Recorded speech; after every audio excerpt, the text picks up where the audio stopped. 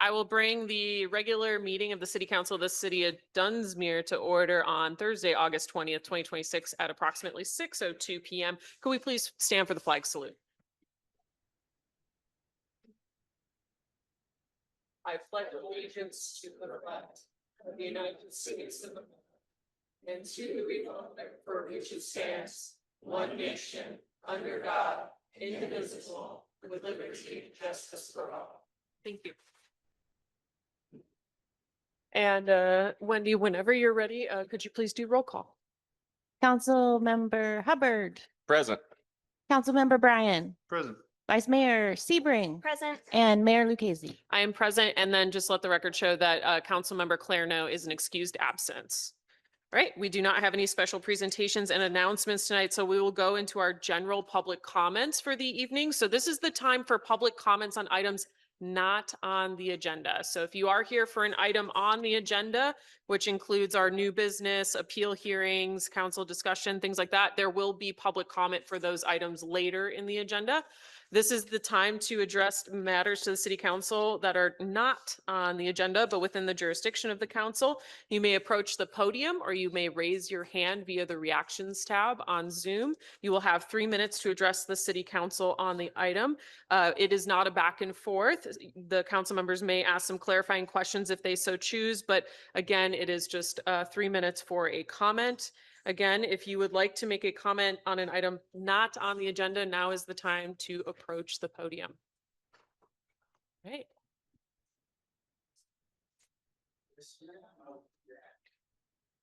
Oh.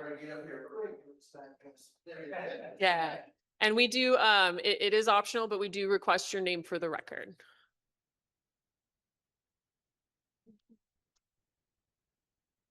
Oh, I can, so long enough. Good evening, everyone. My name is Ruben Armenza. I live at 4608 Siskiyou Avenue. This is in regards to the building inspector, Anthony Hanner. We recently completed the installation of a retaining wall built on our property. This project progressed on a timeline of a little over a year. I'd like to express my appreciation of Mr. Hanner's professionalism, knowledge of the scope of work, and efficiency. Every time I called or had a question, he responded promptly, had answers, and interacted with our contractor and engineer with the appreciated directness. My sole point at this public comment is to express my thanks. Often, people don't get the credit they do, that they deserve at these forums, and I just wanted to say thank you to Anthony Hanner, and thank you for your time, and have a blessed evening. Thank you. Yep. All right. Tim Holtz, Library Board Member, Mayor and City Council. I don't see anything about library financing on today's agenda. This after 3 library board members and a library patron spoke at your last meeting on the library's importance in our community and its immediate need for increased funding from the city. I don't know what it takes to get the council to address this urgent matter. I'm truly at a loss to understand why it is not up for discussion today. So I will ask once more that you place it on the agenda for your next meeting. It's very simple. All we are asking is that the council have a discussion and take an up or down vote on our requests for an additional $15,000 in funding in this year's budget. At that time, or I or other members of our board will be happy to answer any questions you might have. Thank you. Thank you.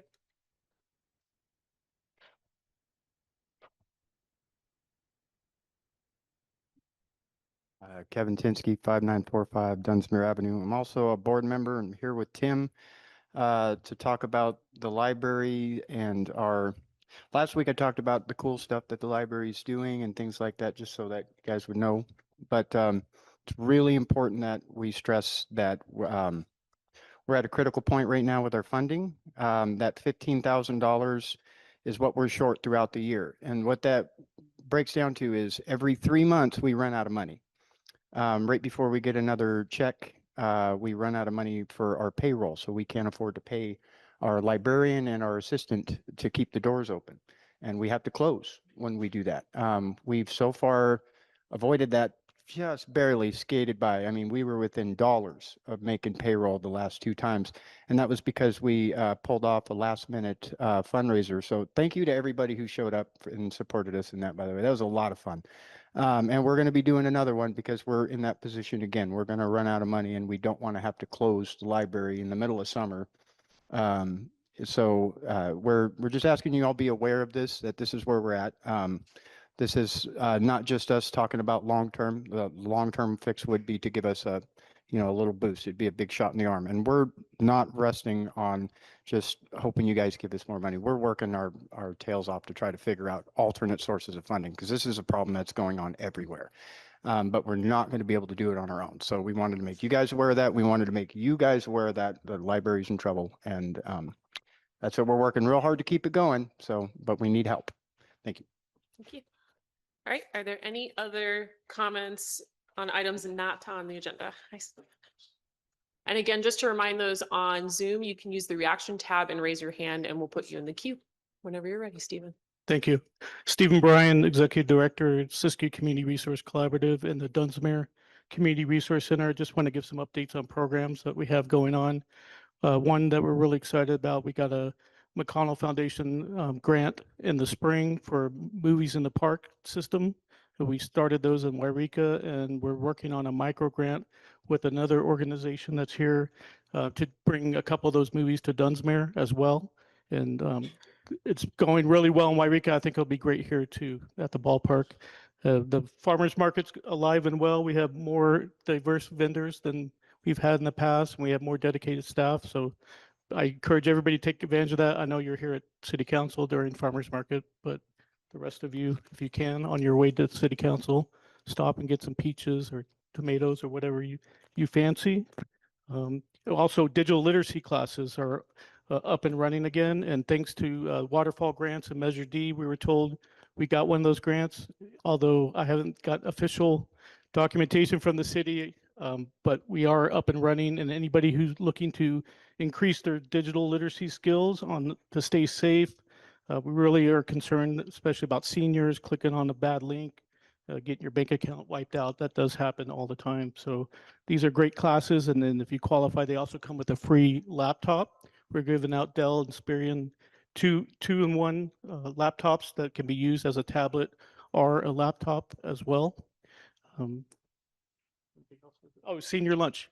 This Friday, senior lunch. We're doing a monthly, third Friday of the month senior lunch program here at the community building. We're averaging 60 seniors once a month on Fridays, and we were able to get another grant to keep that going for another year. So I encourage all the seniors to get out, get social, come enjoy a good meal. This week, it'll be Tootsie's. We always make sure that it's a vendor here in Dunsmuir that we're supporting for those lunches, and they've all been great. So there's slight exercise in the morning before lunch. Then after lunch, we do bingo as well. And there's all kinds of resources for you. So thank you. Thank you. All right, I know we have a hand, we had a hand for Peggy up on Zoom.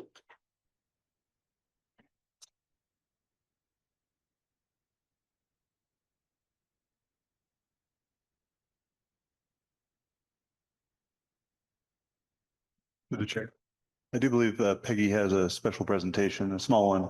If we could potentially move her into that slot on a urgency basis. We could do it on a special presentation at next meeting, but we didn't have it slotted for today. Well, there may be some back and forth with council is my point. So she should be unmuted now. Okay, so Peggy, if you'd just like to introduce yourself and then you'll have 3 minutes. Yes, good afternoon. Thank you for the 3 minutes time. Peggy Egbuhai, I'm the Senior Director of Public Affairs for Union Pacific Railroad. Sorry, my camera is not, I don't know if you can see me. I tried. You're okay. We don't allow people to put the cameras on anymore, but go ahead. I got you. Okay, thank you. I'm just wanting to let the community know that Union Pacific, through its shoreline restoration project, we've worked really hard for the past few years, and I know that all that work ramped down. We had a really good wrap-up meeting. We presented with a unified command that included the State Water Board and Department of Fish and Wildlife. During one of our weekly inspections of the area, we did find a little bit of oil, a very, very small amount of oil that has penetrated through the barrier that we installed, the engineered barrier. We have implemented booms and other materials to capture. Nothing has escaped from that area, and we continue to monitor it. There's nothing downstream. We've checked the water all the way to the south yard. The restoration project was at the north yard, and we've been monitoring Butterfly Bridge and all points just to, confirm that there's no other seepage outside of the very, very small amount that we found during our weekly inspection yesterday. We are working with Unified Command to put a plan together to address this area. I will have more information at a later date, but I did want to share this with the community as soon as I could, and it was just very timely. You guys had a council meeting tonight, so I appreciate the time, and I open it up for any questions. And then just really quick, again, this is not a back and forth, but Peggy, would you be available to attend our next city council meeting on September 3rd to give a special presentation on the item? Yes, ma'am. Okay, that way we'll have 15 minutes. There'll be a more thorough presentation for members of the public who have questions on that project. So, all right, thank you so much, Peggy. Thank you. Thank you. All right, are there any other general public comments on items not on the agenda? All right, seeing none, I will move into item E, which is council and staff member comments. We do not have a representative from the sheriff's office today, so we will go over to city manager Coors. Great, Mayor, members of the city council, public, just have a few quick updates here. I'm sure you've all noticed going on at Hedge Creek Trailhead there, we are doing UV project installation. Oh, thank you. And this is not for those of you here. I'm pretty loud. This is for everybody remotely on the meeting. But our UV project, which is going on at the Hedge Creek Trailhead in between the Castle Rock Water Building and the trailhead, we are installing 2 UV generators there so that if the worst case scenario ever happened where there's any contamination to our water, we would not use chlorine. We would use the UV to treat them. And so that is where the water heads into the system right there. Castle Rock Water is actually the very first user on the system. So that is ongoing. There are a bunch of pipes up there. They're staging in the parking area for Hedge Creek. So that project is going well. You will start to see a building going up here soon, kind of in between the trailhead and the Castle Rock building, which is where the generators, they're actually already there underground, but that's where they'll be housed. So that project is going very well. Next, I just wanted to real quick address something. I know that has been out there. I've gotten a couple inquiries on it. The storm drainage creek is currently running right now. Very minimal flow, about 15 gallons per minute. We did get a camera inspection completed there to look at that and to see if there's any issues with losing water or anything. In addition to that, you might remember from the last meeting, we have been awarded a storm drainage planning grant. And so we will take that into consideration, and that's going to be looked at very closely along with our whole system as part of those efforts, which are getting underway here soon for that grant. And last but not least, as you know, on our website, it says best water on earth, right? So we back that up when we say it's the best water on earth. We are the proud recipients of the Cal Rural Water 2026 Best Tasting Water Award, which is pretty big. It's a large state, so there's a few areas where they compete. This qualifies us for nationals in Nashville in November. So we want to win it all and go all the way. So we need you there. You know, we have gear on, your Dunsmuir hats and everything. Cheer us on as our water competes. So that's it today for updates. Thank you. Any questions from council members? All right, seeing none, Councilmember Hubbard, any comments tonight? No comments. Vice Mayor Seabrick? No comments. Councilmember Bryan, any comments for tonight? Yeah, I have a few brief comments. Thank you for that news regarding the storm drain commonly known as Bradley Creek.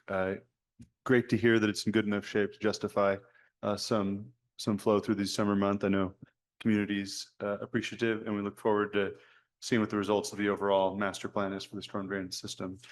I want to really thank Molly, the head administrator and new lifeguard at the pool, for an outstanding season. I've had the opportunity to participate at the pool a lot more than some other seasons this year. And everybody involved, it's really amazing what they've been able to pull off. If you are unaware, they've actually extended their season. If they get good enough attendance this week for night swim, which is Tuesday through Friday, 5 to 7, and Saturday, 1 to 4 for the extended season, they'll extend by yet another week, and we'll get them all the way until almost September. So that's really an incredible achievement compared to the way we've struggled in the past with lifeguards. So really want to thank them. Also thank the farmers market. It's going strong. Thank you for your public comment regarding a pleasant and productive interaction with the building inspector. I've never heard anything like that in my years on council. But very, very glad. And are you related? All right. All right. Well, Anthony is wonderful, and we're very happy to have him on our team. Great to hear that feedback. I did want to say with the library, a lot of the members didn't stay through the end of the meeting last time, but we instructed our city manager to engage directly with library staff to discuss the whole situation. I do want to state for the record, while I'm very supportive of the library, we do in fact fund the library at $31,000 and provide them a building with all the building maintenance and utilities, et cetera. We are very committed to funding the library. So going from 31,000 in 1 year to an additional 15,000 is a huge increase, and the city has very large budgetary constraints as well. So we definitely want to work in good faith. I'm supportive of that. I would prefer your guys' professional librarian work with our leadership to come up with a good solution, and we can get that to the point where it's ready for council. Thank you. Thank you. And I do not have comments tonight because we have quite a crowd, so I'm going to keep us moving. We'll move into item F, which is committee reports. Are there any committee reports? Mossberg Committee's been hard at work, mostly working on supporting the Federal Railroad Administration Chrissy grant application. The grant was submitted at the end of June, but shoring up support and discussing possible partners for funding the 20% match. All right, thank you. Seeing no other reports, we'll move into item G, which is approval of the minutes for the regular council meeting set August 6, 2026. Is there any discussion or approval of the minutes?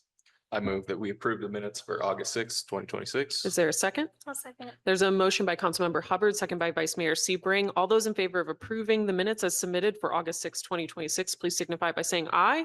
Aye. Aye. Opposed, abstention, motion carries, one absent. Move into the consent calendar. All matters listed on the consent calendar are to be approved in one motion unless a member of the city council or the public requests that a separate action be taken on a specific item. So the items tonight on the consent calendar is A, check register for August 1st through August 14th, 2026. B, approve resolution 2026-15 certifying maintenance of effort has been met for receiving public safety funds from the county. Item C is letter of support for Union Pacific merger with Norfolk Southern. Item D, approval of voting delegates for 2026 Cal Cities Conference. And item E, salary schedule adjustment for finance director. Are there any requests to pull an item? All right, seeing none, is there a motion to approve the consent calendar? I move to approve the consent calendar. Is there a second? Second. There's a motion by Vice Mayor Sebring, second by Councilmember Hubbard. All those in favor of approving the consent calendar, please signify by saying aye. Aye. Opposed? Abstention? Motion carries, one absent. We will now move into the action tonight. So tonight we have a public hearing, as you all are probably aware of, because most of you are probably here for that. So just a really quick kind of run a process for tonight for a public hearing. It's a little bit more formal than some of our other items. And so tonight we will start with a staff report from our staff planner. And we will then go into clarifying questions from the city council members, and then we will open up the public hearing. We typically give the appellant the ability to come up first and have some time to discuss the appeal if they so choose. And then from there, we will have members of the public who will then be invited up to give public testimony in the public hearing if you so choose. You will have 3 minutes like the general public comment. We do ask that you state your name for the record, although that's optional, but it does help our minute taker in the back with who you are and what you're saying. I do ask that people in the gallery be respectful of each other as we go through the appeal hearing. Sometimes people have really high emotions, and I just want to make sure that everybody who comes up to have 3 minutes has their 3 minutes respected. And so I will do that for you. If you are going to be speaking to each other, please go into the hallway or go outside and have a conversation. Please do not have that in the gallery. Believe it or not, we can hear everything you say up here because you're facing us. And so we just ask that you be respectful of everybody in the room. I understand that there may be a decision tonight that will make some people happy and some people upset. But we just ask that you be respectful of each other while in the council chambers. So I'm going to open it up and hand it over to staff for the appeal hearing for the appeal of the Planning Commission resolution PC 2026-04, denying the application and issuance of a conditional use permit to Dunsmuir Cannabis Company located at 5838 Dunsmuir Avenue, assessor's parcel number 058-113-070. City Council hearing de novo, DMC 17.140.030, Cannabis Dispensary Retail, Dunsmuir, Cannabis Dispensary Retail, Dunsmuir Cannabis. I don't know if that was an extra typo, but I'm going to hand it over to staff for the staff report. Thank you, Madam Chair and council members and public. Thank you so much for being here and participating this evening. So we've all been here before at the Planning Commission last month regarding the Dunsmuir Cannabis Company. So the presentation itself is it's pretty much the same. I didn't update many things. I did, however, as far as attachments to the staff report, I did include a couple of additional items, being that they were questions from the public previously, as far as an email that had documented me reaching out and talking to someone that was working more for the larger group, not the local group that I was able to get a hold of and talk to. And then, of course, just some documentation of correspondence that was an email previously.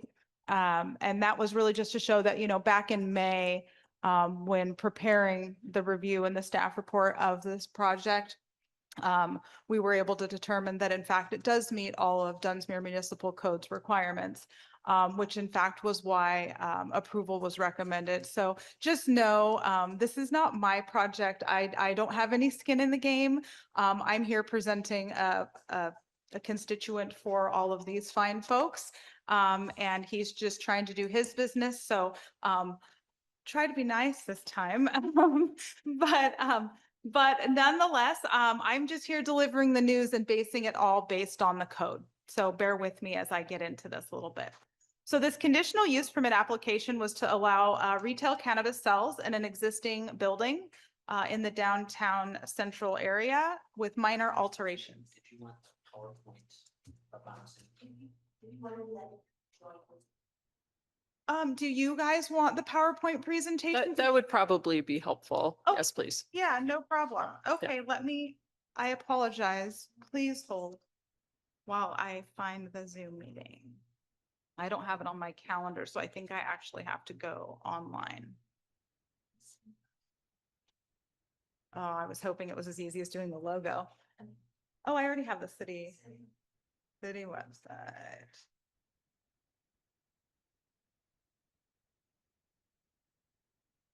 Videos, calendar view. Got it.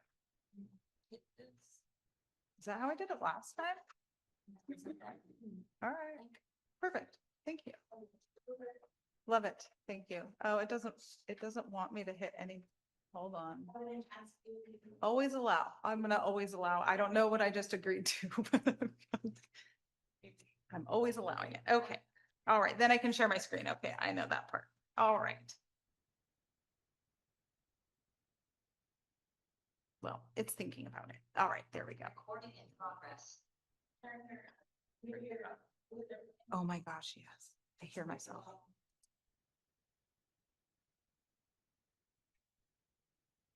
Covering it. It's covering it. There. Not one. Say okay. Say okay on this one. My word. This Okay. is Zoom. That's X that, exit out.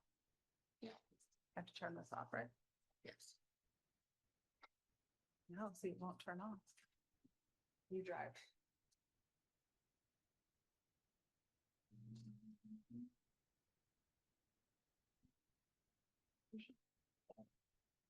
Right here? Let's see, have some microphone. No, you don't want that on. You No, want to I share don't. screen. Yeah, okay, then I think. Yeah, might be right here, good. right here. Yep, Perfect. And that choose with phone share. beautiful. Got it? Thank you. I think I might need to take that class, just by the way. I'm a Teams gal, so I don't Zoom all the time. Okay, and then boom, there we go. Okay. As I was saying. Thank you. Thank you for your patience. So the conditional use for an application was to allow retail cannabis sales in an existing building with minor alterations. It's located, as the agenda had stated, at 5838 Dunsmuir Avenue in the Town Center zoning district. And the immediate area has adjacent parcels that include, oh, I have something covering half of my screen. Commercial uses within the downtown center, town center zone. Up in front of you is just a floor plan, for those of you who are, maybe worried about, oh, what just, I didn't touch anything. I think the cursor went over the.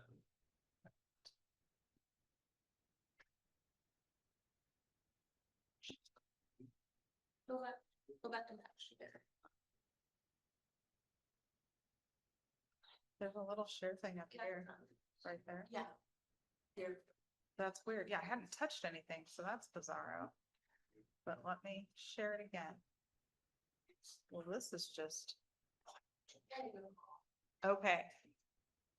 I'm just gonna keep, there we go. Okay, so we're back to our, so this is the floor plan just showing that they have security. They have a place for online orders.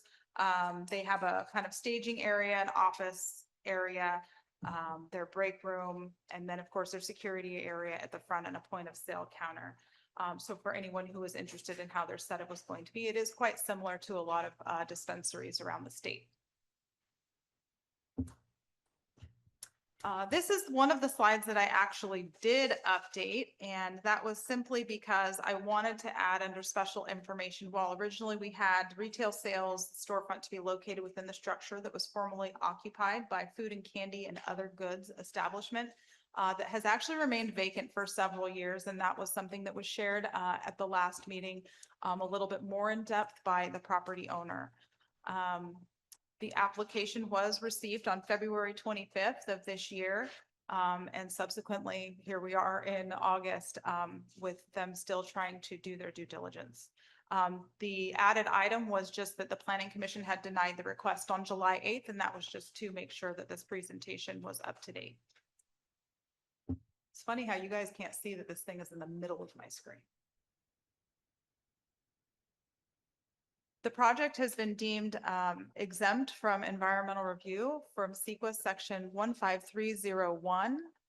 And that is due to it being an existing facility that would only be including minor alterations. If you're familiar with CEQA at all, you would know that this project also has a few other exemption categories that it could reside in. But I feel that this is definitely the best placed. I did modify this picture just a little bit, just to make the picture a little bit larger so folks could see it a little bit better. As you can see, this is just a conceptual rendering. And it's just the visual aesthetic that the applicant was looking to have to look at more of like an apothecarian styling to the storefront. And of course, colors, lighting, and signage would be determined at a later date once we move through this, if this were to be approved, and would require additional design review and perhaps even historical review as well. The staff recommendation does stand of approval for the conditional use permit for cannabis retail sales, an establishment for the sales establishment in the existing structure with the conditions of approval. One correction that I did, I just missed making is that this actually has a 10-day appeal period once it makes it to the council. So it is no longer a 7-day appeal period. And that was something that I did just miss and was on my way in the car when I remembered that I didn't update that. So while that does conclude my presentation, again, I do just want to state that the recommendation of approval when I am reviewing any project is just going to go based solely on the code that I am provided to make any determination and presentation to either the commission or the council. Thank you. Thank you. So council members, do you have any, so again, just to clarify, we'll do clarifying questions at this point. Discussion occurs after the hearing, and I will start over on this end. Councilmember Hubbard, do you have any clarifying questions at this time? No. Councilmember Brian, do you have any questions? I guess my one question would be, where is this in the process of getting the permit from the city? The CUP is one part, but there's a cannabis license as well. Correct. So they kind of fill out all kinds of stuff, but this is like the first stop on the bus route, because you're not going to go forward with having them do all of these other things, but we've got the documentation for them. It would all just depend, but he's not going to move forward, obviously, if this was continued to be denied. And so on our part, that part would just be, we would just file that away. So within the licensing procedure or process Mhm. later, there are additional regulations relating to retail that maybe aren't highlighted here because it's the land use portion. Correct. It might be helpful to bring some of those up to help understand some of the communities, looks like express concern. So which items would you be in particular that you would like to discuss or that you believe that I should discuss? Just regulations that the retail cannabis operators are subject to in the city of Okay. Dunsmuir. So are you meaning, I'm sorry, I want to be more clear. Are you talking like hours of operation? Are you talking about a buffer from other businesses? Yeah, Because that seemed to be the primary thing I know at the planning commission was the buffer and it being right next door to other businesses. I'm not 100% certain it was really hours of operation so much or additional requirements. yeah, I guess mainly I was pointing out that there's that other side to it that has more details on how cannabis retailer has to operate in order to fulfill their license as well as their. Correct. So they have twofold, actually. They have threefold, actually, because there are some federal requirements that may not affect them outright. They're just kind of things that they need to do, right? Always. And then they have state inspections and guidelines similar to like maybe not as rigorous as a grocery store or a restaurant, but they've got those check boxes that they also need to fulfill. I don't know if I'm gonna try to escape and get into another screen, but I don't know if I'm gonna do it right, so I apologize. I do have, that's just the front of Zoom. Okay, I want to go to, okay. Will it still let me? Yep.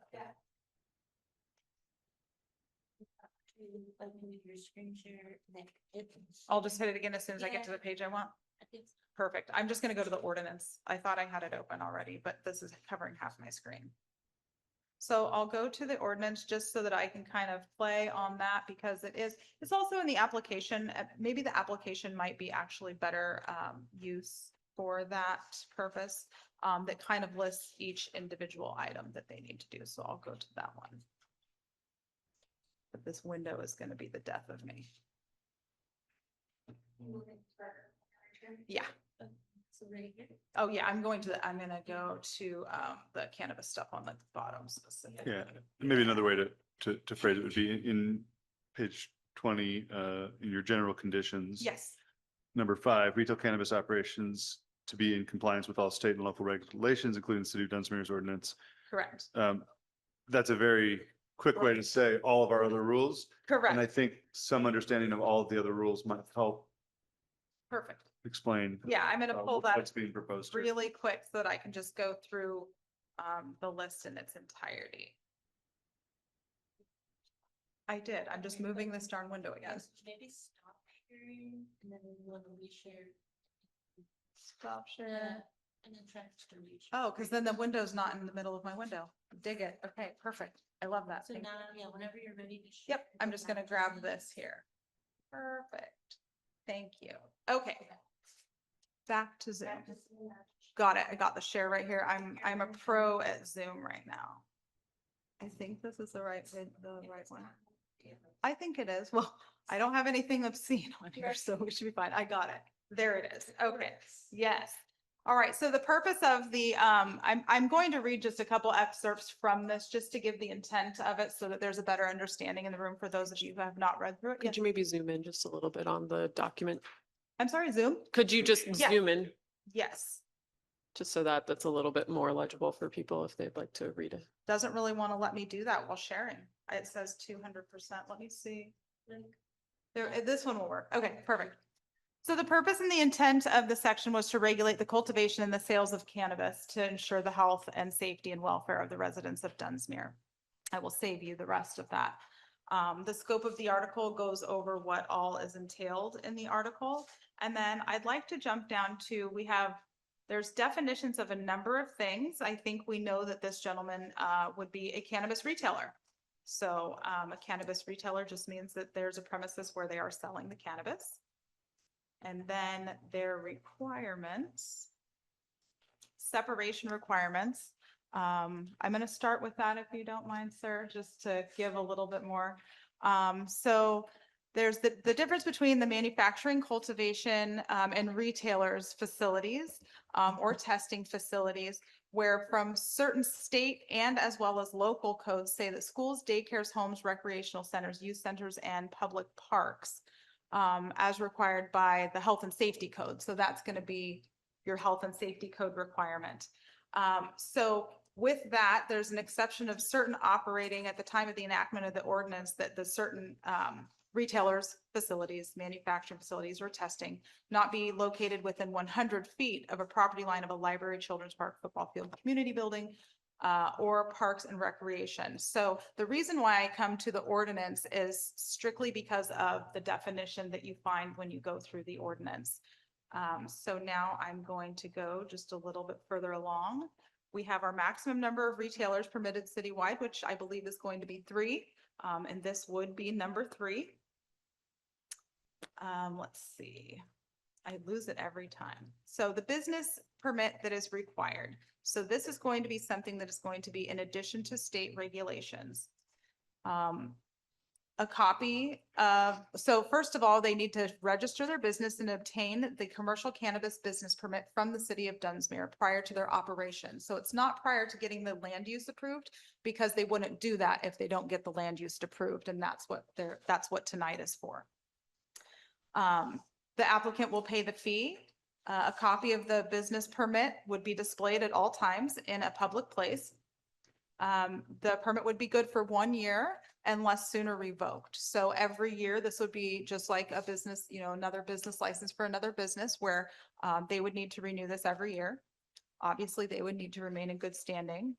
All of the owners also have to comply with the California residency requirements as defined. So we can't have just some hooligan run in here from somewhere else and open these up. I missed the part above this, that no permit would be granted or shall confer any vested right to any person or business for more than the above reference period. So it's not just an automatic renewal. It's something that actually would definitely be looked at. So in getting the business permit, it can't be issued to an individual or a business entity that is associated with an individual who has violated any California health and safety code. So there's a rigorous background for the state that is done already that we would look into. It shall be issued to a specific person or persons that are listed on the application. So in this case, would be our project applicant. The business permit does not transfer when the land does. So if they sell this property, it does not automatically just remain this business. It is something that actually has to, so while the land use may be there, it actually does have to be looked at again. Because you have those items that you had to look into for that business license for that owner, right? So if you get some, bad apple that thinks they're just going to buy it and turn a profit, we're not going to allow that. The permit, I'm sorry, I just read that one. So the application submission. So this was really why I opened the ordinance. So the application, when they go through it, they do have to provide a notarization. They have to provide written authorization from property owners. They have to provide a business plan. They have to provide a security plan. And they also have to make sure that they are within the zoning district, which this is. But also they have to adhere to all of those state codes as well as the Dunsmuir city codes. Those Dunsmuir city codes are a little bit more restrictive than the state, not by far, but they are a little bit more restrictive. There may be no change in the applicant or business owner, which is similar to the business license they're saying for this specifically. The application must identify the owners, and that is to another state code. All of the application documents that are required in our application package do include the MCRSA, the Proposition 64, and all other applicable regulations as they've been amended. Photographs of the exterior building, including the entrances, exits, street frontages, and parking areas. So this is where some of these regulations that I'm talking about are starting to get into those next steps. They're not in the land use steps. So when we start talking about entrances and exits, now we're getting into building code and fire code. And so that's a little bit less of the purview, right? So right now we're looking at, is this allowed here? Is this going to be a fit, good, bad, or indifferent? I'm on the fence. I'm in the middle of the fence. Good, bad, or indifferent, that these are some of the things that they have to go through. As far as hours of operation, I believe that they can have an hours of operation. I don't know that we said it. I don't know that I saw a specific hours of operation in this. But certain things like how many people, how many customers can be in the building, right? That's going to be at one time. That's going to be a fire code. Obviously, special events are something that, you know, any business isn't going to just have without having an additional bolt-on permit to something. If they were wanting to expand, we do this all over again. If they want to amend anything at all to what they are asking for today, we do this all over again.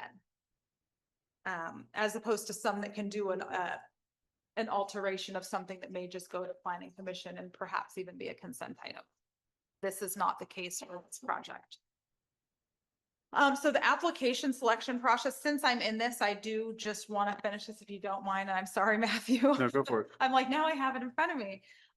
So they've actually created something where there can be a wait list for these. So while we have this one in front of us today, it's possible that there's a list. I don't know, honestly, if there's a list or not, but there's possible that there's a list. And this is in the ordinance where they will create a wait list. So when someone decides that they want this business to cease or they want to close down shop, that there is actually a queue of people waiting to do this same business somewhere, be it in the same place or in another place. So the city manager and or his designee, after receiving an application and aforementioned information, can grant the permit if they find that the fees are paid, that it conforms to all provisions of the ordinance, the municipal code, as well as the state requirements. Once the application is fully cooperated in the investigation and background checks required by this section, then they can come and get their business license. But they would need to go through that background check. That is, you know, if you've broken a law, you could go through all of this and not get your business in the first, you know, in the long run. Matthew, I know I probably went above and beyond what you're asking, maybe still not even answered what you were asking, but it's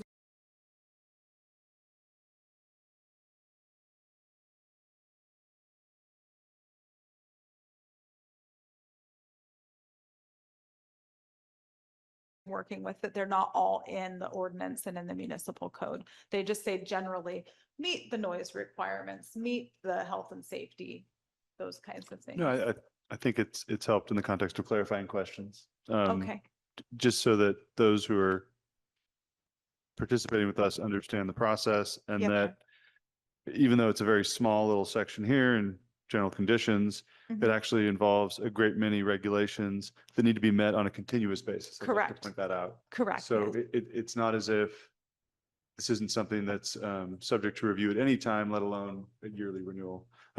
Correct. And I would say if anyone is interested in the full ordinance, it's available on our website. Yes. So you can see that. And I am under the impression there are certain privacy requirements as well. I just wanted to clarify that one. I know all of our cannabis dispensaries so far have not had open windows. That Mhm. picture has it. Could you address whether that's something that's allowable? You know, I think that he's up for debate and that this was just kind of his brainchild with the picture. This is not really what it is. As far as obstruction, I do believe they need to have something that shields, like, you know, kids getting off of a school bus somewhere and walking by and stuff like that. So that's something that we would definitely look at when we get to design review. We just at this time haven't done architectural or design review and put on that additional load of application fees or requirements in Yeah. case we don't get there. But yes, they will need to have some sort of screening that could be obscured glass. Okay, and then am I correct in understanding though that this is that's an administrative process, there's no public hearing? The related- design review, correct. And so again, I would go back to all of the requirements, that time scouring more on both state and Dunsmuir and be taking whatever is the most restrictive, right? Because the most restrictive is what we were going to want. Okay, but this is the only public hearing regarding this. Yes, sir. So even though we're not considering the license part, this is the only opportunity for those who have concerns to express what they'd like to see in the design. Now, the design standards are set by our ordinance. They are set by their ordinance, but the great thing is when you say them in a public forum like this, it's definitely something that, I know that the applicant has joined us on Zoom. So he's hearing this as well. But also it's here. And I think that any applicant, if they're able to move forward with their plan, they're going to put everything that they can into place. And it is something where it is administratively, but that can be a recommendation for sure. And I do have to write an approval letter, and I can always reiterate that it would be highly desirable, is typically what I use when I'm doing that. It's highly desirable to do X, Y, and Z if it's not in our code. So you saying that, I haven't quite had the issue where something that's highly desirable to the city council or the planning commission has been thrown out the window yet in my tenure. Okay, thank you. I appreciate the answers. Vice Mayor Sebring, do you have any clarifying questions before we move to the hearing? Just that the community resource center is not listed or counts as a school licensed daycare or Correct. even their children. Correct. And then my clarifying question is, you have the planning resolution attached, but it references the findings, but those findings were in the staff report. Do you happen to have the planning commission staff report available with the findings? I do. Oh, I have to stop sharing for a minute or else I won't be able to find anything. I'm used to being like hardwired into these things where like you can just do it all. PC. I'm sorry, you wanted the PC staff report, yes? Yeah, just PC. because we're being asked to weigh whether we can grant this or not, which means the findings, and so the findings weren't in our staff report. Right. And so it would be nice to. Yeah, and the findings changed when they went to the denial in Yeah. the resolution. Got it. Yeah. Yes, I do have that here. I'm gonna go ahead and just make this open and then I will go ahead and reshare. Oh, Wendy, I have got this down. You taught me well. Check me out, just sharing my screen.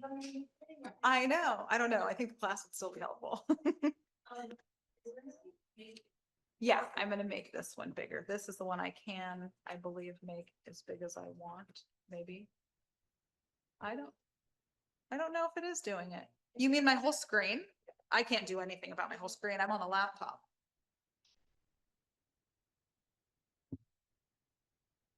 But let me move this darn box at least to the center. Is it still just too small to read? Yeah, I wish I could make it bigger. I mean, I'm maxed out 200% here.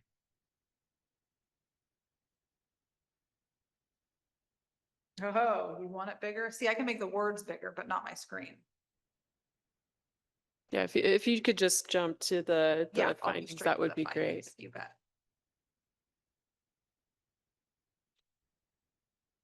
And I think they might even be large enough to read now.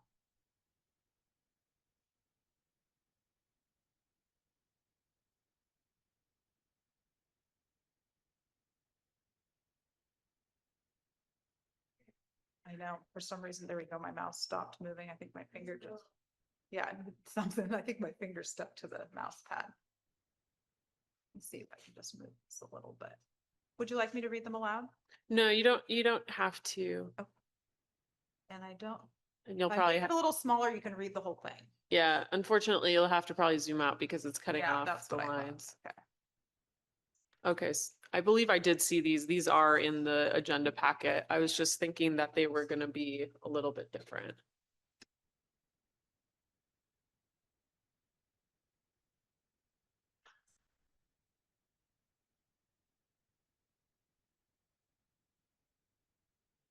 I think the understanding was at planning commission that they just said that they do not find all of these things. but Yeah. The Could- words are very similar. Could you briefly go over your analysis of finding D and how you came to the conclusion and recommendation for approval? Sure. This is the finding for those of you who can't read it, that the project as conditioned is compatible with the surrounding land uses and would not be detrimental to the health, safety, and general welfare of the residents of the city of Dunsmuir, just for the record. So, just in looking at, I've worked in multiple cities. Some are more urban, some are smaller communities, such as this one itself. I pretty much based everything on the code core, and then also previous, approvals for, other dispensaries in the city. And found that the same recommendation had been made and was concerned, maybe not about precedent setting, but just about not going with how the city was feeling at that time. I get, I mean, I don't know how to more eloquently explain that. We do have one that is right next to a library. And that's one that, while in certain things is a big deal, it was embraced, I guess, when that one went. And that was a question also to me from the applicant, when he was surprised that this was a bigger issue than that. So, and he and I did discuss this previously. We did pour over the resource center, and multiple times. And this was back in May. I researched it every which way that I could, and I couldn't. My finding was based solely on a previous thing, of course, and that it met all of the codes. So that is why I found it to be consistent. But in general, I think it was very hard to come to you recommending denial when all of the documentation that I am provided is consistent. Okay. So it's just really, it's very hard if you have a set of documents that tell you that's your guide. And then maybe it isn't, it just makes it, you become really uneasy. You're not sure what you're going to want to present, that they're going, that people are going to want to hear. So you stick with the codes, right? So. All right, thank you. Yes. Any other clarifying questions? All right, seeing none, we're going to now open the public hearing. So again, I'll just repeat, you can approach the podium or you can raise your hand via the Zoom function. You will have 3 minutes. We do ask that the appellant does get to speak first. Sorry, Leslie. I will have you go immediately after the appellant. So I will invite the appellant to either raise their hand via Zoom, which I believe you said they were online. On Zoom. Okay.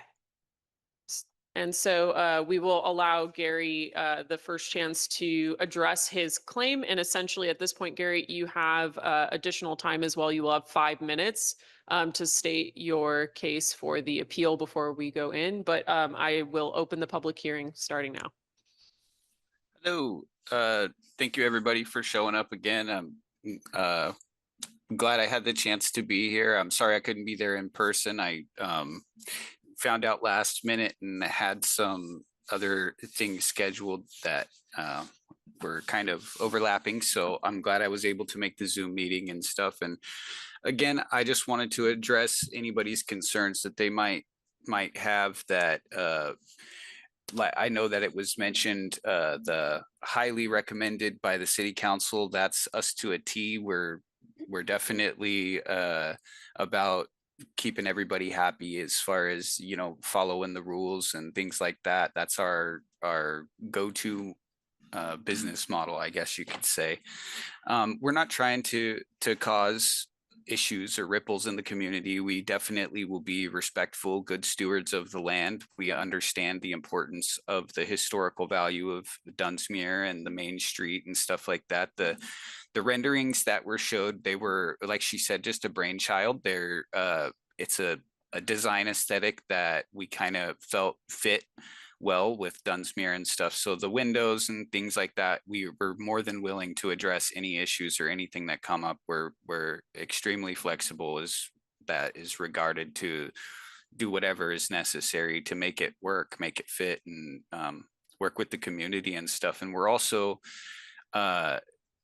we like these projects in smaller communities, mainly because it gives us the opportunity to kind of revitalize and revive an area that we have a lot of personal faith in or personal stake in the town.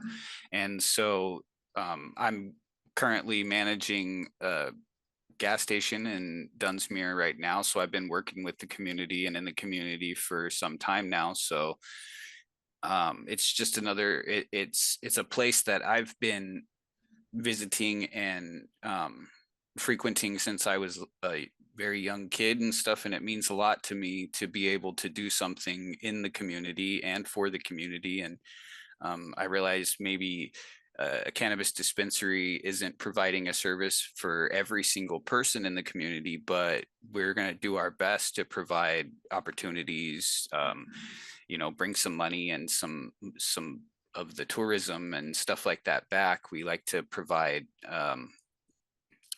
opportunities for the people that would be customers and things to get, a very fair priced products and things like that. And, just to be a part of the community in another way that we can provide. And this just happens to be the way that we have landed on. It's something that I'm familiar with. And it's something that I've had the desire to pursue and now the opportunity to pursue. And this town is one of the first places that came to my mind when I thought of small towns that could use a boost. We drove up and down Main Street. We noticed a lot of the buildings and stuff were vacant, and we just started thinking of ways that we could bring some money and some people and some revitalization back to town in our avenue. And I'm hoping that everybody can see that we're just trying to help out, to bring something to the community, not to bring the community down in any way.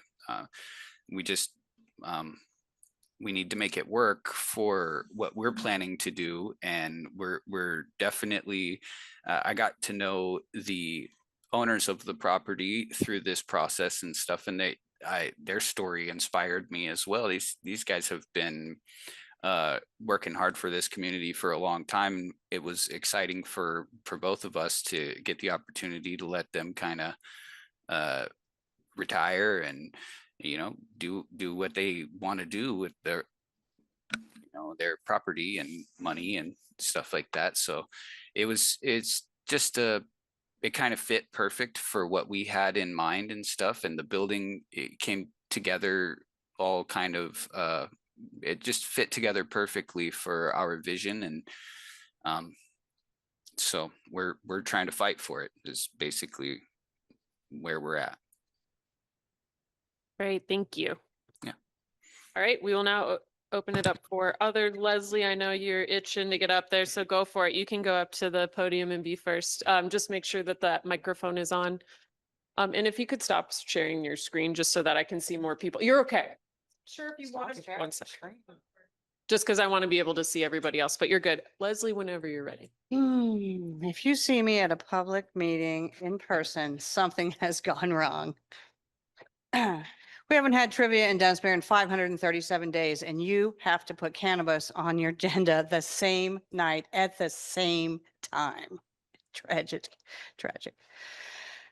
Okay, so I supported and voted for the members of this council because you promised to bring business to Dunsmuir, revitalize our downtown, and fill storefronts that have sat empty for, my notes say too long, but seems like forever.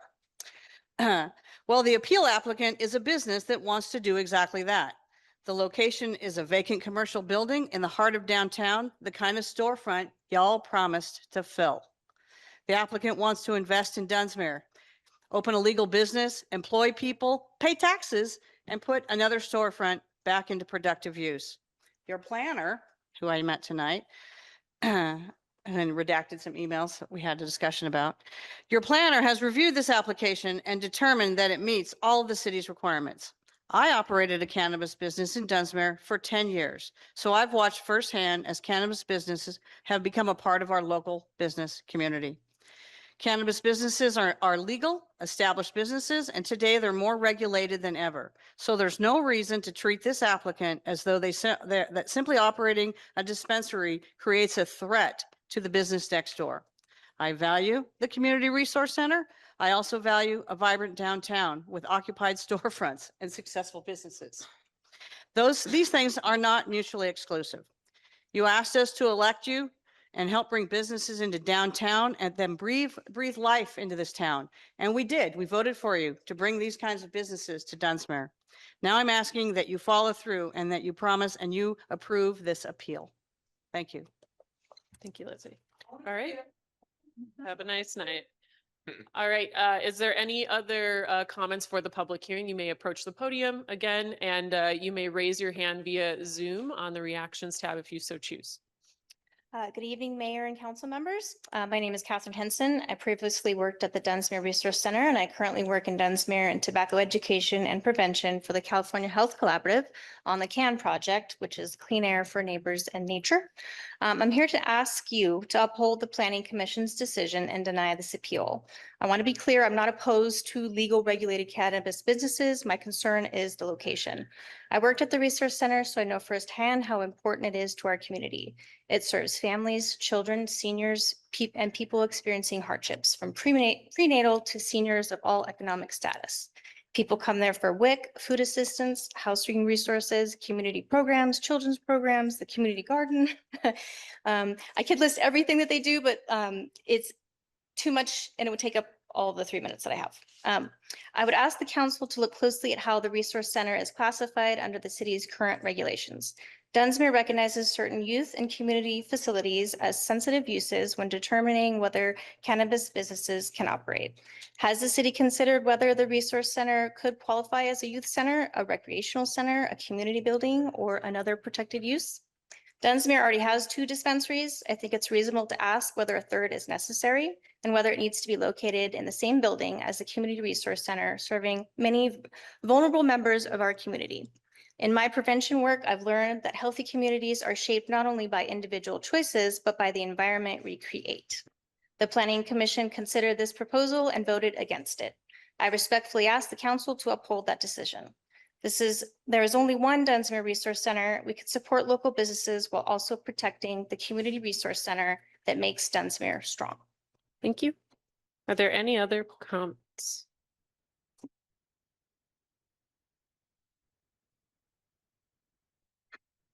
Hi, my name is Andrew McLean, and I just have a question essentially.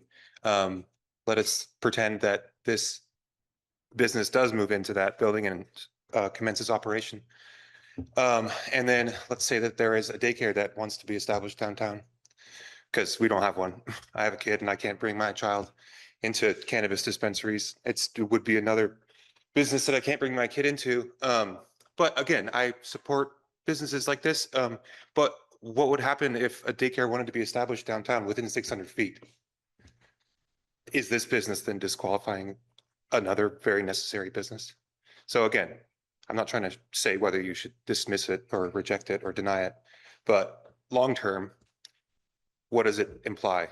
Does the downtown no longer have a suitable space for youth or daycare? Thanks. Thank you. Any other comments? And you guys don't have to wait until I ask. You can come up to the podium and wait if you so choose. It's like I'm watching the Green Mile. Everybody's walking to the chair. Sorry, my foot's asleep, so I'm like, ooh. It's not that scary, I promise. Whenever you're ready, Al. Awesome. Good evening, Mayor and Council. After listening to everything presented tonight, Alan Magana, 4116 Pine Street. Good evening, Mayor and Council. After listening to everything presented tonight, I am asking you to deny this appeal. I want to be clear. This is not about whether cannabis businesses are legal. They are. It is not about opposing new businesses, jobs, tax revenue, or revitalizing downtown. This issue is the particular cannabis business at this particular location. We heard the applicants say tonight that they want to follow the rules and be good members of the community. I respect that.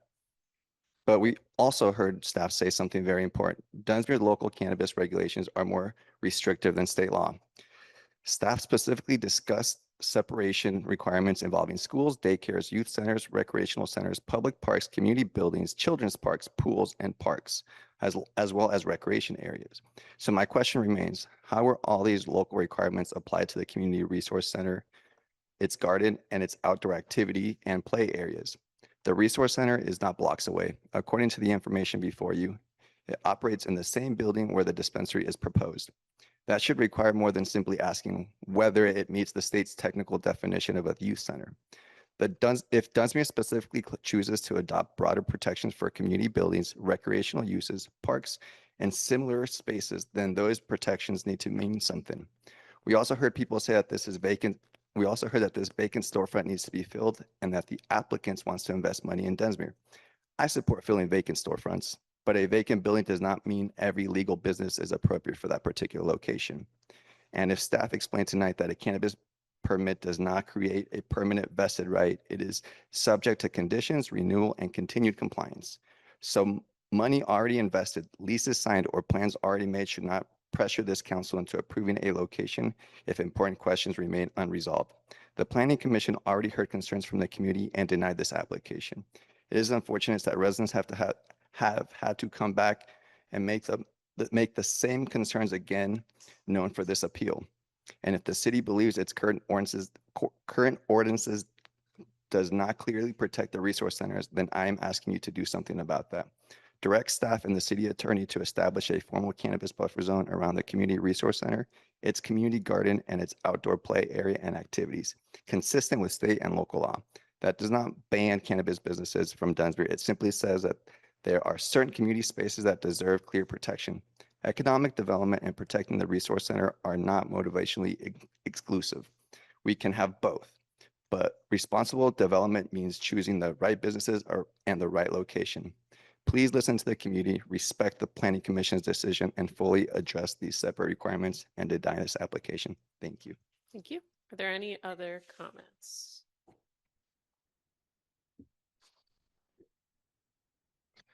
Good evening, Mayor and members of the City Council. My name's Scott Pewitt with eXp Commercial. I represent the seller. And I want to give some perspective from the real estate side of what is happening with this building. The building's been largely vacant for more than 2 years, I believe, a lot more than that. And I've personally had it listed for approximately 18 months. During that entire period, we have received no calls for prospective tenants interested in leasing. Not one call in 2 years. We've only received 4 inquiries regarding purchasing it, and only 2 of those were willing to walk the property. That tells us something important. This is an extremely challenging market for this particular building and for Dunsmuir. For more than 2 years, the owners continued to carry and effectively subsidize this property while providing space for the community center on a monthly basis, which has been a great tenant. At some point, the owner has to determine whether to continue to subsidize a largely vacant building is financially sustainable. If the owner chooses not to continue doing so, the property ultimately ends up in foreclosure. Based on research, oftentimes a lender ends up with a foreclosed property in an unpopular tenant desirable area, and they remove tenants, especially month-to-month tenants, and that is a concern I have. That's why I'd encourage the council to look at a bigger picture on this building staying occupied by the tenants we have and adding business that I believe has been spoken that it qualifies. In this economy, in this market, I believe the goal would be to find a reasonable path that keeps this building occupied and the tenants in place. Well, thank you. Thank you. Are there any other comments? I understand that that's Gary. He's the appellant. He's already had a moment to speak. He will be granted a short period at the end for rebuttal. Hi, it's Steve Bryan, Director at Dunsmuir Community Resource Center. We're in a really hard spot because we respect our landlord, we respect the city of Dunsmuir, we care deeply about our community here. We want the city to make money, we want Wayne to make money. We've been a great tenant to him. We keep our end of the building upkept. We always pay. I've argued to find another tenant downtown that paid their bills monthly on time for the last 9 years like we have. But at the same time, I'm not sure how you determine we're not a community building. I would argue we're the only community building in Dunsmuir, more than the Parks and Recs Community Center. We're open weekly. We do parenting classes, we do play groups, we do gardening, we do nutrition and cooking classes, we do literacy classes, we distribute USDA commodities and senior food boxes.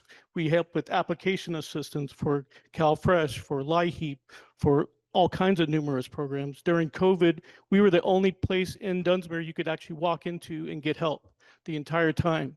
You couldn't go to the library, you couldn't go to the community building, couldn't go to City Hall. So us not being recognized as a community building is a hard pill to swallow for me. And then the youth center, I mean, we do youth activities all the time. We have a weekly Tuesday morning garden connection with families in our community garden. Like I said, this is really hard for us because I really care about Wayne as well. And I want the community in Wayne to thrive. And even if we moved out of Wayne's building, we're still next door. We're not moving. We have no plans to move out of Art's building. So we'd still be on the other side of the brick wall. I don't know how we resolve this. I really wish that we had $1 million and we could come in and help buy properties and resolve this stuff, but we don't. We're a nonprofit. We do everything we can with the very little. We don't just sit around with extra funds. Luckily, we have great community members that care about us, that have come up with other ideas, which we're going to pursue. It's hard for you. It's hard for Wayne. It's hard for me. This is a really hard situation right now. I just wanted to put that out there. I respect everybody here, including Wayne, and I'm not sure what the path forward is, but you'll determine that later. Thank you.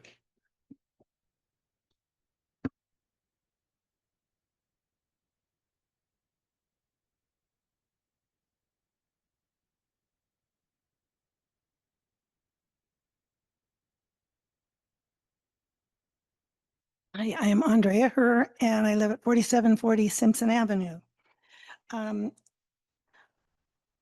It is a complicated situation, but I think that it's important to hear as much relevant information as possible. So I'm just going to present some information that as I see it. I was the director of the Family and Community Resource Center of Weed and was also a member of the Weed Long-Term Recovery Group after the Bulls fire. So I worked at the Resource Center location, except for 1 year when I was at the library there. I worked there for about 7 years, from 2014 to about 2021. The Resource Center is just 2 or 3 doors away from La Florista. It was very quiet down there. There weren't any fumes that I was aware of, and there weren't problems that I was aware of.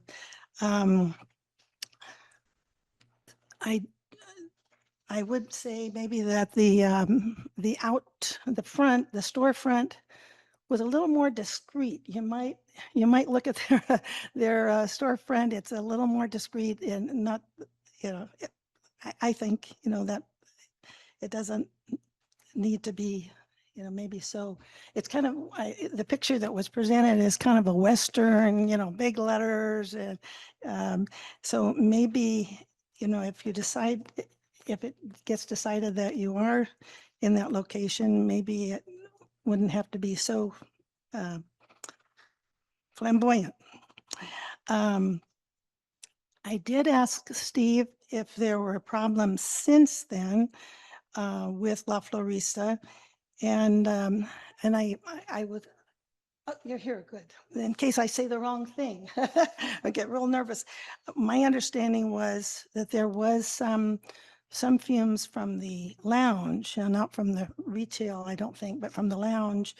But then they worked on the ventilation system and air filtration, something like that, to improve the situation. It sounded like it did improve the situation. So just really quick, it's not back and forth. You have Okay. 30 more I seconds, just- Andrea. I I understand. was hoping that I represented what you said correctly. Okay, So Stephen, Yes. thank you. sorry. Let's see. If they're just doing the retail, I'm not an expert, but it seems to me that everything is so packaged. I don't think you deal with the fumes are a big problem. I have been in, oh, is it 3 minutes? That is your 3 minutes, Andrea. Thank you so much for your Maybe time. It could be, they could work together. Thank you. Are there any other public comments? All right. Can you all hear me okay? Okay. My name is Dave Mosher. I work at the Dunsmuir Community Resource Center. And for the last 4 years, what I want to talk a little bit about is the playroom. And our office, as you come into the office, they walk right past my desk going back into the playroom. So I've seen the benefit that that has had over 4 years. And some of the children walk through the door and they start waving their arms. They know it's their room, and the playroom has all kinds of things back there. We normally have it facilitated. It's a tremendous benefit to the community in terms of for the children, because there's other children there, there's activities there. A lot of times we have a facilitator, and then also the parents, get to talk and relax. In addition to the play group, we have, anytime we're open and don't have another meeting going on, parents are allowed to come in with the children. So it's a tremendous benefit for the community. And over 4 years, I wish I could replay all the things that I've seen in terms of, there's been birthday parties back there. There's been a lot of giggling and laughing and doing art projects, all kinds of things back there. So it does have a tremendous benefit to the community, and it's a good service being provided. I agree with the Planning Commission in their decision to, 100% deny it. Now, I like Wayne a lot. I used to have a lot of properties. I can understand, wanting to get out of a property and move on. 100%, but I think that playroom is sacred and that it should be considered similar to a park and be protected. And everything we do at the Resource Center is community-based. Community garden, community resource center, everything is for the benefit of the community. So that's it. Thank you. Thank you.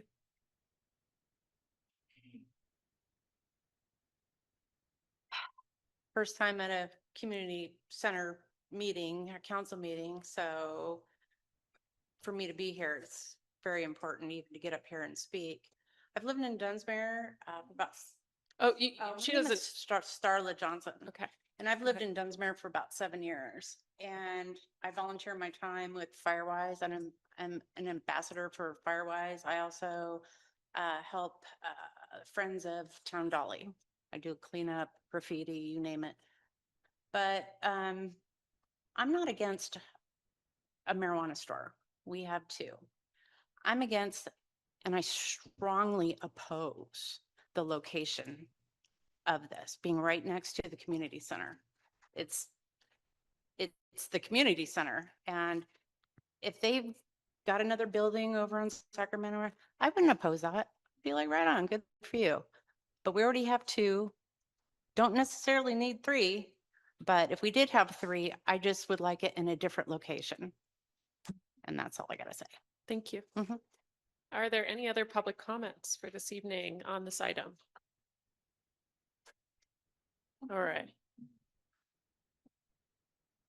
I want to say, my name is Wayne Meredith. I'm the owner of the building, or the one that's owned by the building. I've made that point before. I've been glad to have the resource center in there, because they do such a good job. They do a good service for this community, and I do not want to see it go away. I was concerned about that when I put the building up for sale about 7 years ago. But once I sell the building, I can't control that. I can't control it in the sale. So when this buyer came along and he's got the resources to fix the building up, the maintenance on it, I used to do all the maintenance myself. But today at 78, I just don't feel I should be getting up there on the roof as much as I used to. So he's got the resources to fix up the building that it desperately needs. It's a good location in Dunsmuir. It would be a better location in Mount Shasta, but so anyway, for the life of me, I don't see how this cannabis operation should affect the resource center in any way. They're not in there playing loud, disruptive music or anything. They're not doing things in there that are illegal. I don't see what the conflict is. The kids won't be able to come in there, but the kids can't come in there now. The doors are locked. So I don't see that there's any conflict there. This new owner has expressed that, or potential owner, has expressed his desire to keep the resource center there. So to me, that's a win-win situation. If this appeal doesn't get overturned, decision doesn't get overturned, giving the building back to the bank is about my only recourse. Because over the 7 years, I've put about $85,000 into that building over and above what rent I get from the resource center. And, Social Security just doesn't quite cover it anymore. So I would like you to overturn their decision. I think it was improperly done. And, like he said, Jason, You got one more sentence. I'll let you close out. if it goes back to the bank, the resource center will lose that center. Thank Do you. you want to make it a community building? Thank you. Buy it. Thank you. All right, are there any other public comments on this item for the public hearing today? All right, seeing none, we're going to close the public hearing.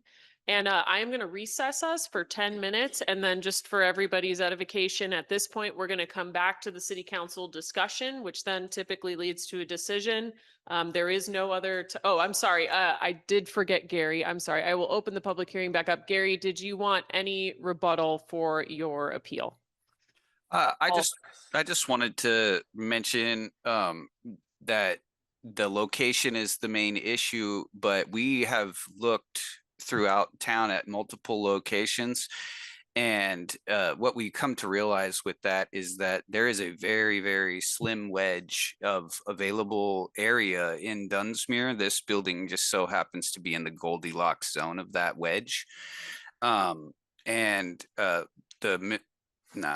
from Al's Depot was kind enough to reference the restricted areas, but he forgot to mention the fact that libraries are restricted on that list as well, which his dispensary is right next to. So again, just going back to that, you know, it's kind of situational, you know, so we looked very hard for other buildings. Even after the last hearing, we went and looked at, again, we did another pass through. We had a couple of options and stuff, but they just happened to be too close to the police station, fire station. There's a very small area that we're working within. So regardless of this building or the other available buildings in that wedge, we're going to be within eye shot of that resource center regardless, because of the available area that's zoned for it. So that's it. All right, thank you. All right, I will formally close the public hearing. I apologize for getting that rebuttal. So again, we will then go into discussion for the city council and issue a decision, but we're going to take a 10-minute recess. So I will see everybody back here at 7:36.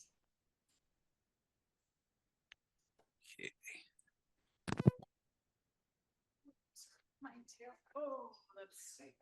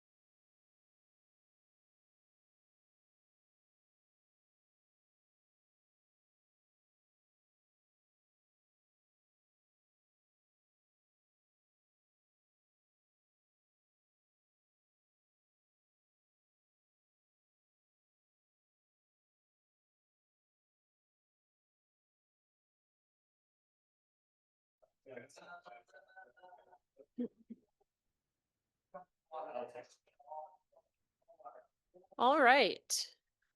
We'll please take our seats. I will call us back into order at 7:36 p.m. And I'm going to lead off the council discussion over to staff. We had a couple of items come up during the public comment that I've requested that they review. First off is, could we list what the approved definition of the youth center is, and then what the definition of the community center is? And then the other item I had was brought up by Andrew, which is, if this business goes in the downtown, does that restrict other types of businesses going around it? Sorry, I'm just You're good. trying to make sure, so I hit all the points. You're good. Okay, so I will go with, and bear with me for just a second. Matt did give me a heads up. I'm just trying to find how it is referred to in the ordinance versus how it's actually referred to in the municipal codes, definition. So bear with me for just a minute. I never can find it like right off the bat. I have to go through it like 3 times to find the spot. And Madam Mayor, David Lim, ahead. City Attorney, her mic is off, so I don't think those of us on Zoom can hear. Is it off? Thank you so much. Way. You're good. Hello. Can you There you hear me go. better now? Okay. Okay. Sorry about that. I was just making excuses and trying to find it. Anyways, you didn't miss anything good. So separation requirements, I believe, is where this section was. And I'm just looking for how we say it in here. Gosh, when you think you found it and you haven't. Found it. Okay, so it was in the ordinance 5.05.040 for separation requirements. And I know you asked for the definitions, but I just want to go back and forth between the two.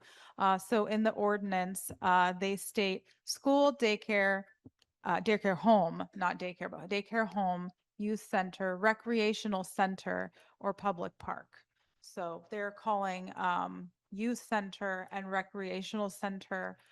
Recreational center, I'm just double checking for youth center, but recreational center does not actually refer to anything in our municipal code. So there is no definition. There is no definition for that one in our municipal code.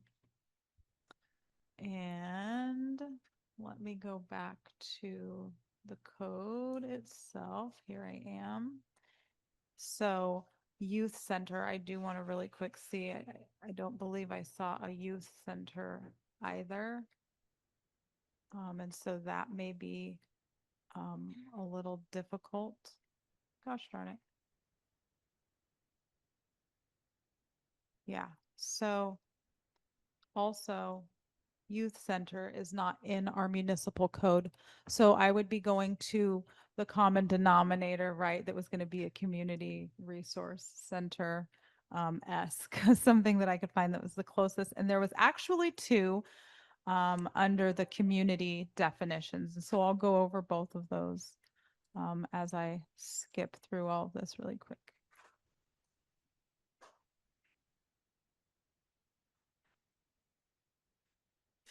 So close. Okay.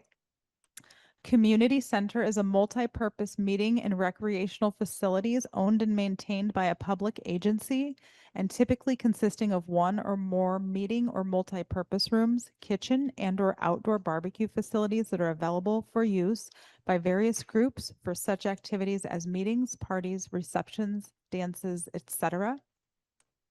And that was community center. And then community resource center is any building maintained by a governmental authority or not-for-profit agency used for supplementary educational services, employment assistance, food services, and/or constructive recreational activities. And so you stated that the Community Resource Center does not meet that definition. Correct, because it is not, you have recreational center, and we don't have, if we have a community resource center is what is in our municipal code. We do not have recreational center. Okay. Wait, could you read that again? I think you The must have it ordinance backwards. or the code? just state what we do have. As a In our definition code, a community resource center and a community center. Okay, could you read community resource center? Because that's what Yes, they're sir. called. Yeah. Any building maintained by a governmental authority, or a nonprofit agency used for supplementary educational services, employment assistance, food services, and or constructive recreational activities. Why exactly do they not qualify as that?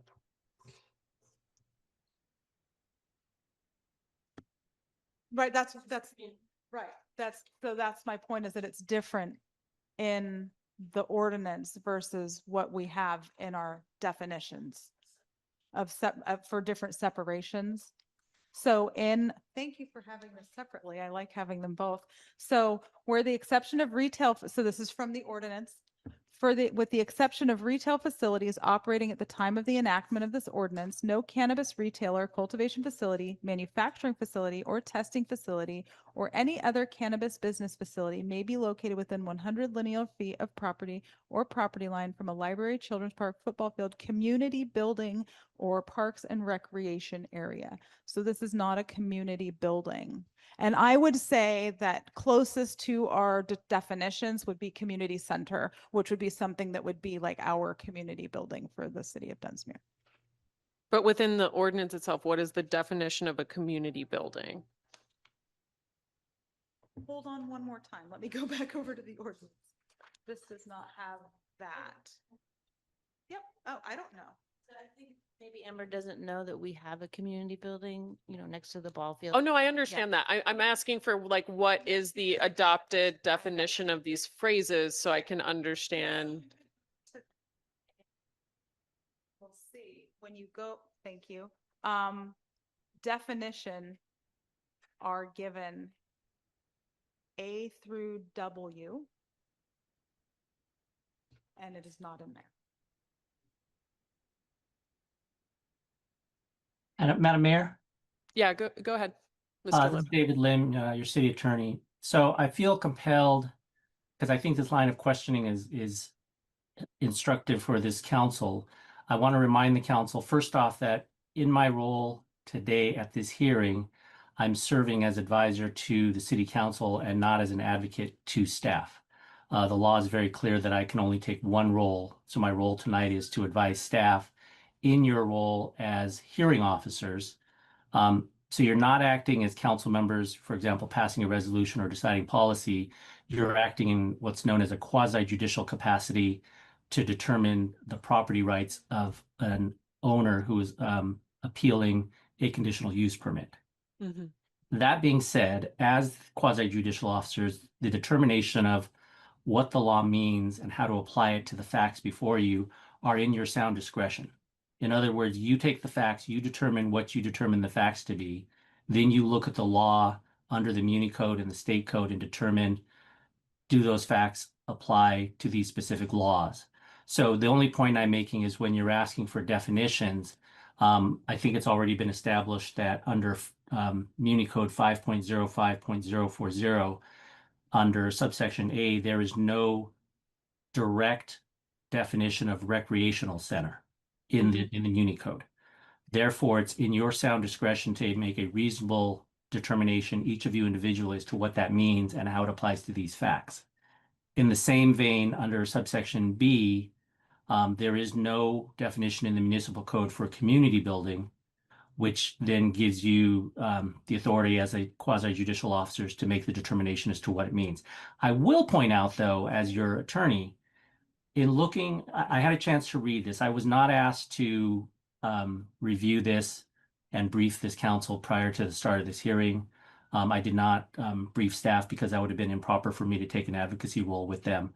But in looking at the presentation today and in reviewing the staff report, I will note that under 5.05.04 subsection A, when it talks about school, daycare home, recreational center, youth center, or public park, it appears to be defining those entities as sort of generic entities, right? So it's a school, a daycare home, a recreational center, a youth center, or a public park. If you look at subsection B, it says, and that's the 100-foot restriction as opposed to the 600-foot restriction, it says the facility cannot be located within 100 feet linear footage from the library, the children's park, the football field, the community building, and the park and recreation area, and then it says pool. That would seem to suggest if the council wants to adopt that interpretation, which is completely up to you, it appears that A talks about those buildings generally, like, a school or a daycare home or a recreational center. B uses the article the, and as you all know, there is a library, children's park, football field, community building, and a park and rec area with a pool in the city of Dunsmuir. So it could lead to the interpretation that for B, they specifically meant specific buildings that existed at the time of this ordinance and still exist.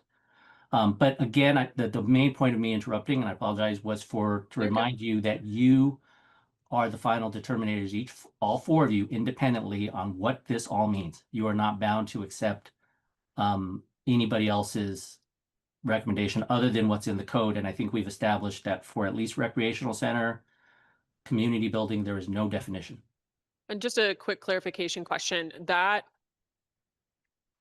application, that code section is actually in the cannabis business ordinance, and that would come into play when they go to apply for their cannabis business license. Correct.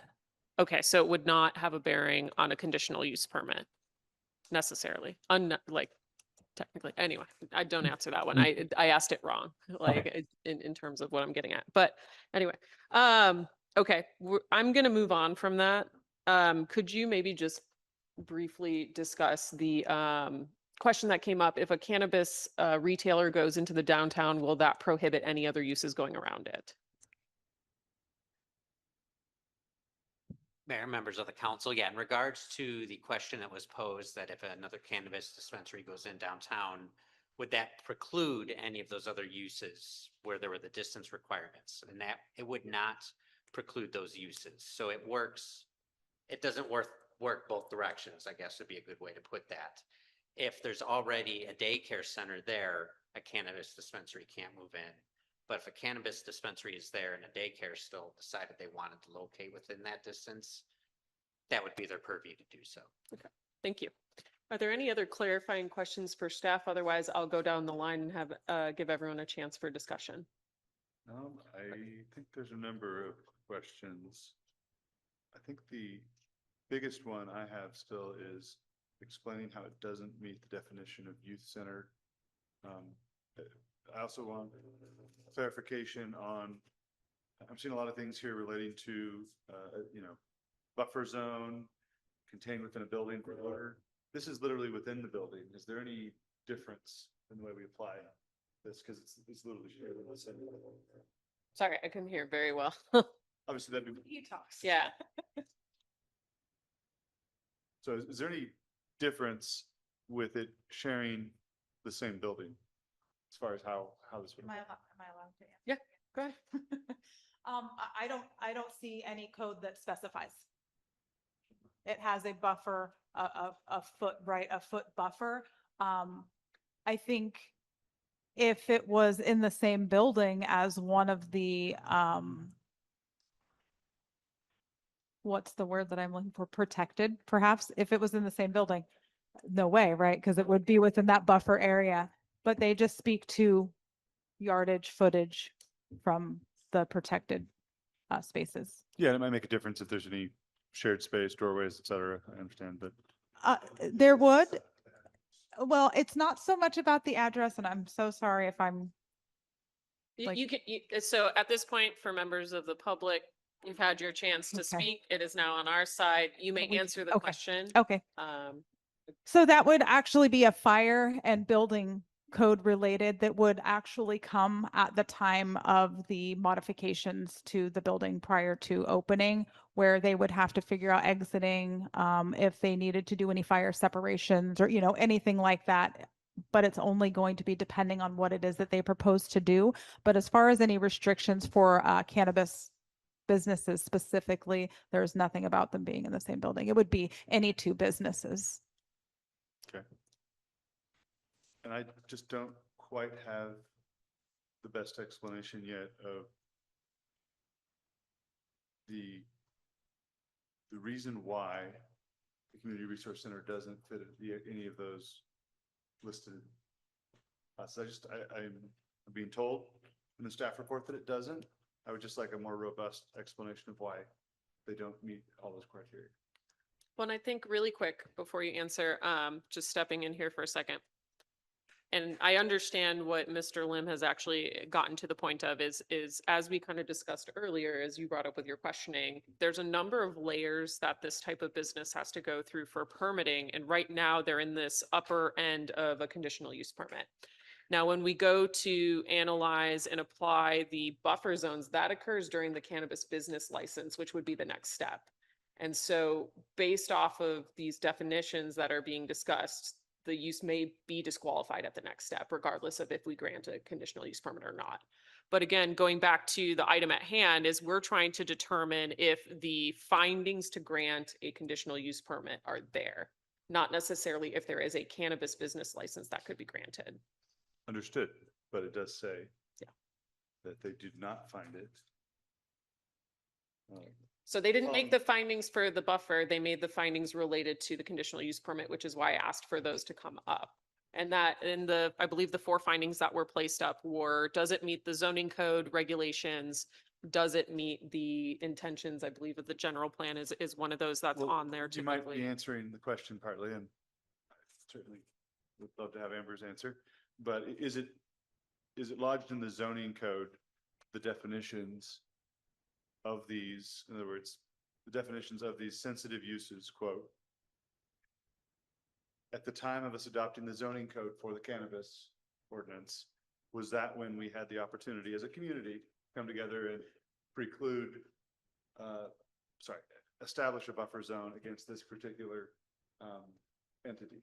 So I guess the question would be, is it very much based off the map that was adopted on the zoning code, or is it based off of any future usage that exists downstream of it?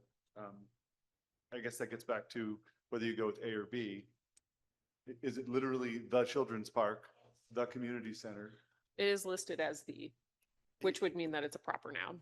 Yeah, so, but I guess I'll just ask the question very generically, because I think that's how the community would like it answered. Can we just give a good succinct answer to why does it not qualify as one of these sensitive uses listed? Youth centers, licensed daycare centers, or schools? So without going into the state codes, because that's where you're going to have the license requirements for the daycare centers and the schools. I don't have those sections for you offhand. I apologize. And thanks for the sensitive uses. That's what I was looking for earlier when I was explaining. But those are licenses that do require state licensing. So those 2 are out immediately. And then you have, I'm sorry, I'm getting to that line. There it is, recreational center and youth center. So part of the problem is how do I confirm whether it does or doesn't when it's not in our municipal code definitions or in the definitions of the ordinance itself? Right? So I have to just look at the definitions that we have. Or you defer to the legislative body. Or you defer to the legislative body. And Which so is it the gets planning commission. right, which yes, exactly. So it is a lot of layers. As she was saying, and it's very hard to just give you a black and white, right? I mean, you, without saying terrible things about the municipal code or about other codes, some things were left on the table to be ambiguous. So you go with whatever more restrictive code that you can find, and then you try to apply the local code as well. And so this was really because this was the best formulation that I could make based on the documentation provided. And so I'd like to defer to City Attorney, Mr. Lim. If we are presented with a legislative issue during a quasi judicial hearing, what is the order? What would be the appropriate order of operations in this circumstance? So for a full court, generally the analysis is the plain language of an ordinance controls, right? So if you have a law that's unambiguous, for example, it says no speeding above 25 miles per hour, that's clear and unambiguous. A judge would apply that law saying, did the person drive over 25 miles per hour? If yes, then they're in violation of that law. Where a law is ambiguous, so let's say in this example, the law says a person shall not speed, and there's no definition of what speeding is in that code, then what the fallback, if there's no specific definition in the code, is you can go back and look at what's called legislative intent. You can go back and look at the records when the ordinance or the law was passed and see if there's minutes that say, in this case, for example, you would go back to look at 5.05.040 subsection A and see if there was some discussion back in 2017 where the council that enacted this ordinance said, well, I want a recreational center. And again, hypothetically, if they said, because we got to protect the resource center. Well, there, you got a pretty clear intent of what the legislative intent was. If somebody just said, it's a recreational center, and they don't say anything further, or there's no notes to that effect, then you're kind of back where you started from, right? You're not there. So absent clear law, if there's no legislative intent, and just so you know, I did try to look back, and we don't have our ordinances and minutes archived, so I couldn't find them online. Then the third way that courts will look at it is just kind of a common sense application of the wording, right? If all else fails, you just go back to common sense and say, what does recreational center mean? Now that's the rub, right? Because normally in a normal court, you have one judge in a trial court who says, this is what I think recreational center means. Here in a quasi-judicial body where you have a hearing body, there's four of you. Each of the four of you could come to a different conclusion, right? Councilmember Bryan could say, I think this is what recreational center means. And then Councilmember Sebring could say, I think this is what recreational center means. Ultimately, you're going to need three of you to agree, you don't have to agree, but you all have to vote the same way. You can all find different reasons to either say yes or no. But as you all know, three of you either have to say yes, or three of you have to say no, or actually if you split 2-2, then no action is taken. But I hope, does that answer your question? It does answer my question. My follow-up question to that would it be an appropriate action from council to refer the matter to staff and bring at the next meeting to determine intent? So like essentially give time for that, or is a decision tonight mandatory? No, so actually under 17 point, and I had it and then I forgot it. So under the rules of the appellate procedure, the appellant had 10 days to bring this appeal, which he did timely. It was set for hearing. You're having the hearing tonight. Under the municipal code, you have 45 days to render an opinion from the date of this hearing. So you can either just take it under submission, which is basically, we're going to think about this and figure out what we want to do. And then you just have to render a decision within 45 days, and I would recommend you do it in writing. You could continue this matter because you do have 45 days within that 45-day time period and ask staff to bring you back additional information as directed by you.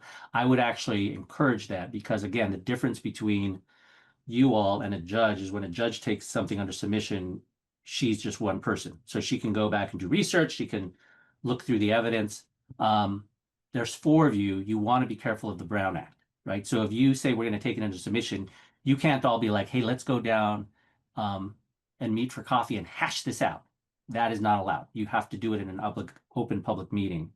What you can do, though, is you can ask staff, hey, go, as you suggest, dig through the ordinance minutes from 2017, find ordinance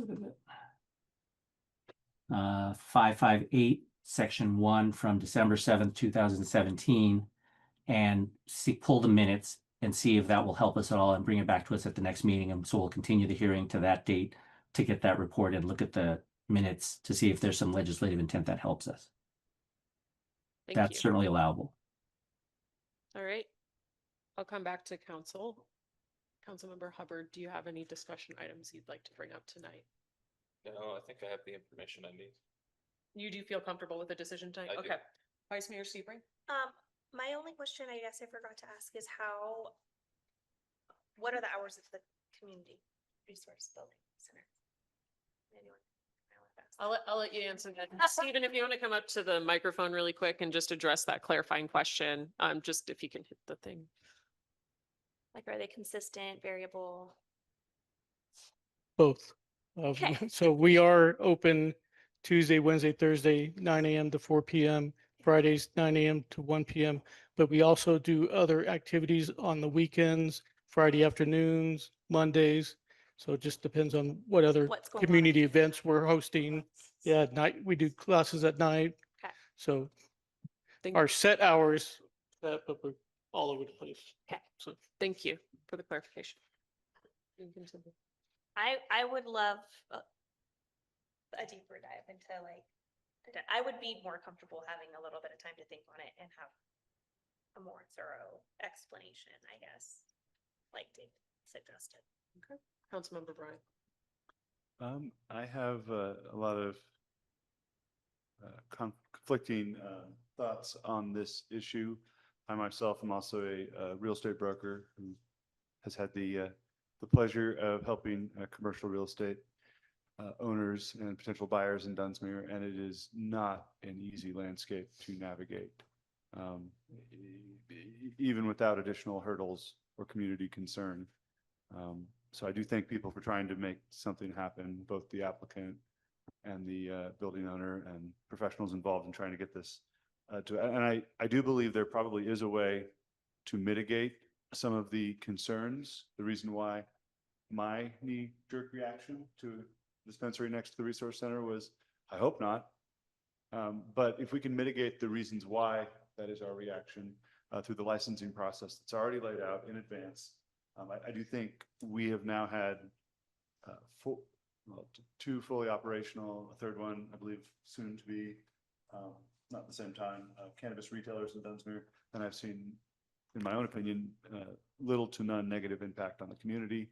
I think that's a very encouraging thing. So the rules and regulations we have within the licensing and permit seem to be doing their job as far as any initial community concern that there was.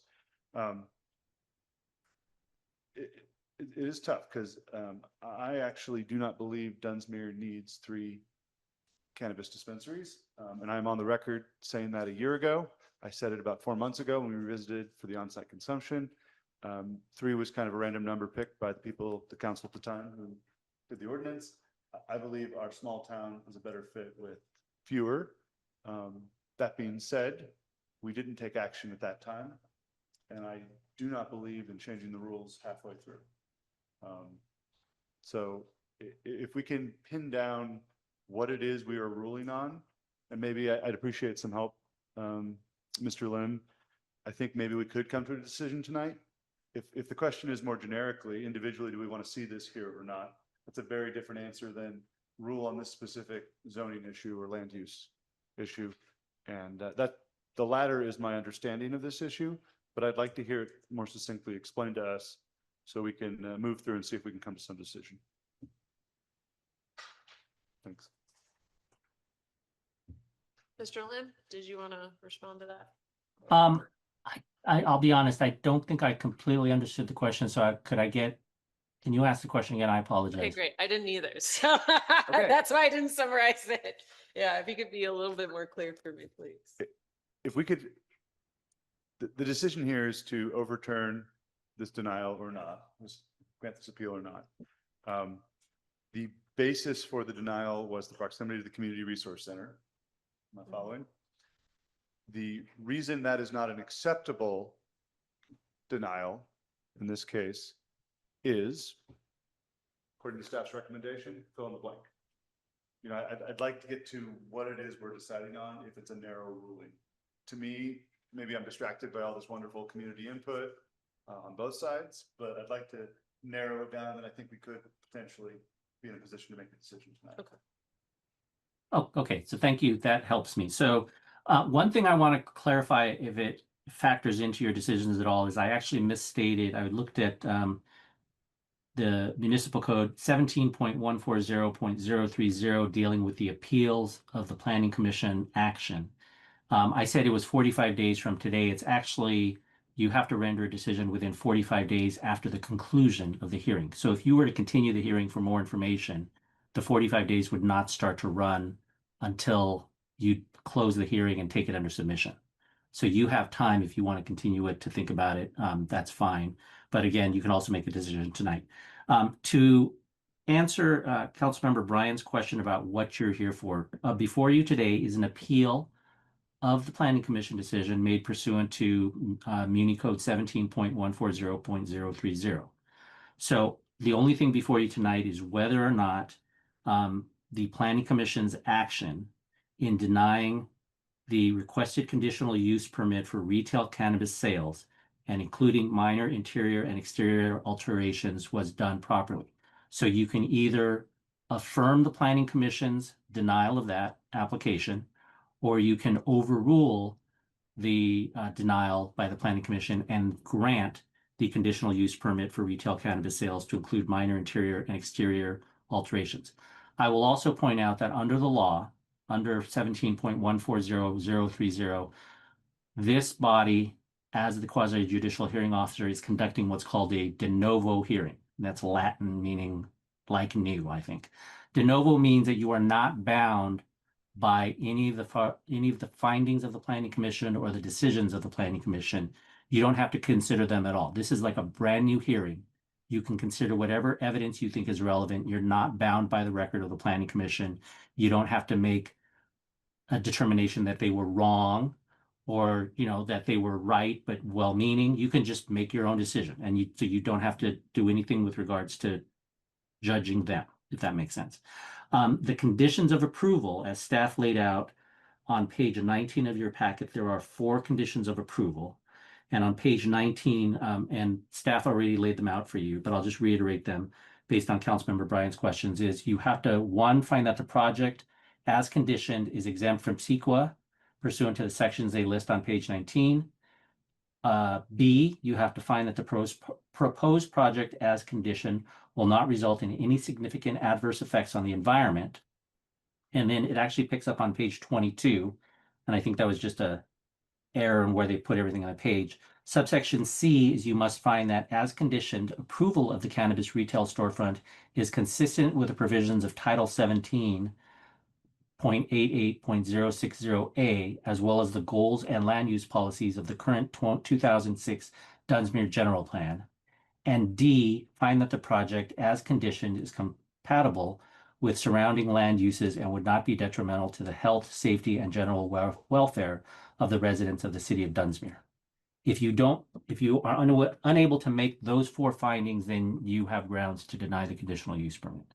If you want to grant the conditional use permit, you should make, I recommend you make a finding that you make those findings.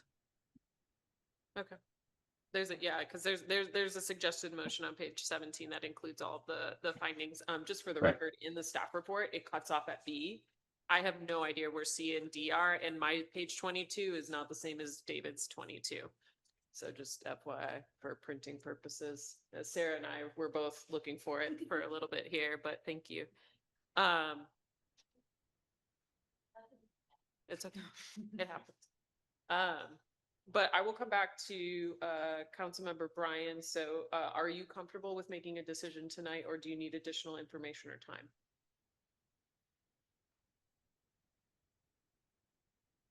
I think I'd like to make a decision tonight in fairness to the applicant and everybody else involved. For being here. All right. Do either of you, since you two seem the most sure, if you would like to make a motion on what you would like to do? You did state what you wanted to do. So I might put you on the spot. Just make the motion. Yeah. If you would like to, I think from just my 2 cents on this is it is an incredibly nuanced thing. Need some help with that. It is very nuanced. This is what happens when you have a committee of lay people write an ordinance, which I'm letting our staff know right now. None of the council members on this council were involved with this ordinance drafting, but it was literally drafted by committee, which is a nightmare. So this is why, because we don't have definitions, things get lost, and that's why we hire professionals to do the work for us. So we will probably need to clean this up for sure. But in terms of issuing a conditional use permit, from a planning perspective, I think it meets the definition of that. I think there are some definite questions that have been raised legislatively for the definitions of if it meets the buffers for the commercial licensing, but again, that's not before us tonight. But go ahead. Those are my 2 cents. Well, based upon the state intent, we're obviously looking at 2 different subjects. So we've got the legal technical definitions versus the spirit of the definitions. In my eyes, we uphold the spirit of the definitions. So we obviously need to clean up the motion, but I would vote for denying the appeal.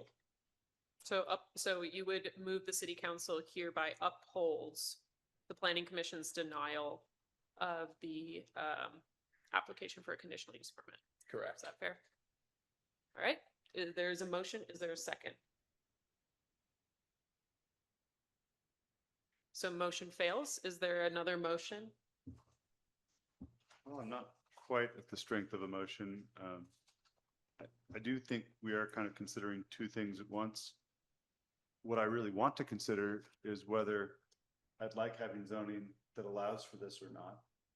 And from the evidence I have now, although I need more, don't think if I were considering that, I'd like this to be an allowable place. But unfortunately, the rules are set. But unfortunately, I just have a hard time not interpreting like, we could even next meeting change that. I mean, if we had enough support on the ordinance. If we want to see a better system for allowing land use for cannabis permits, I think, well, actually, let's go back to, we all supported cleaning up the cannabis ordinance, and all we got was the on-site consumption, not the more comprehensive update. In my eyes, we as a community are dealing with that now, because what we advertise as our laws to the world, we do have some responsibility to uphold when people apply. I'm happy to consider changing that. I think that goes with the spirit, the community, what the community wants to see out of the laws. But the way they're written, it does seem like I would have to rationally conclude that it was an allowable land use, or at least is likely an allowable. So is there a motion? I'd like to hear other council member opinions. You can motion to continue in this petition.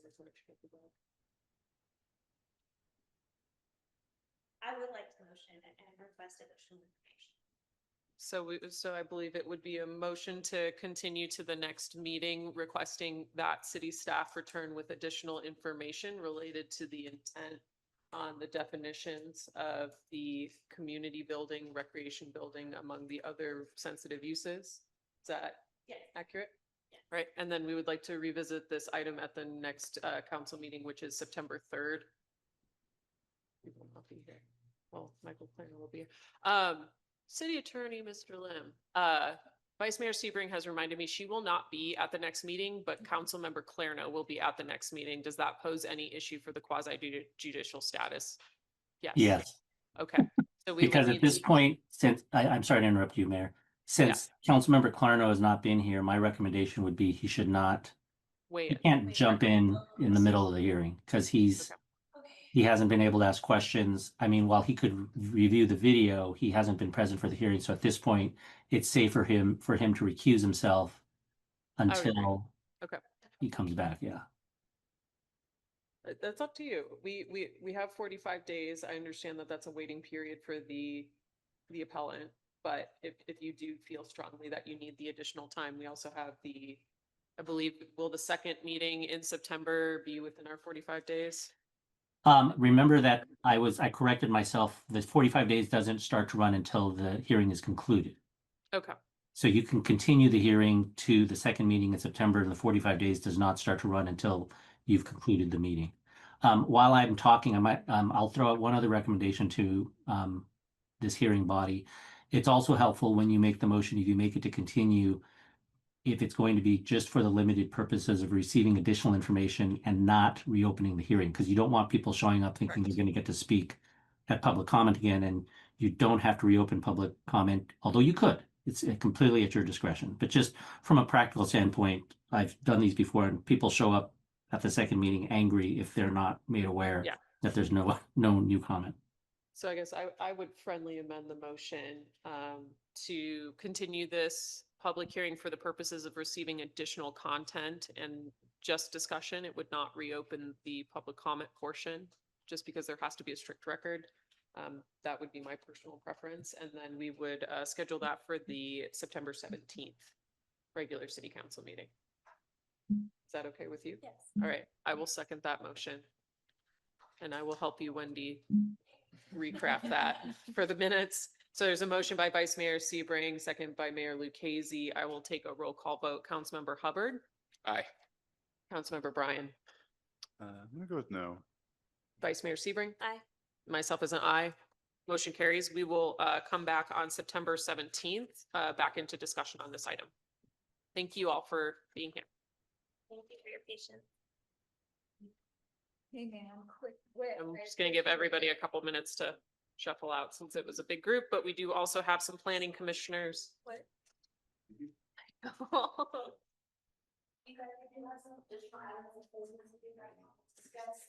Yeah. Yeah.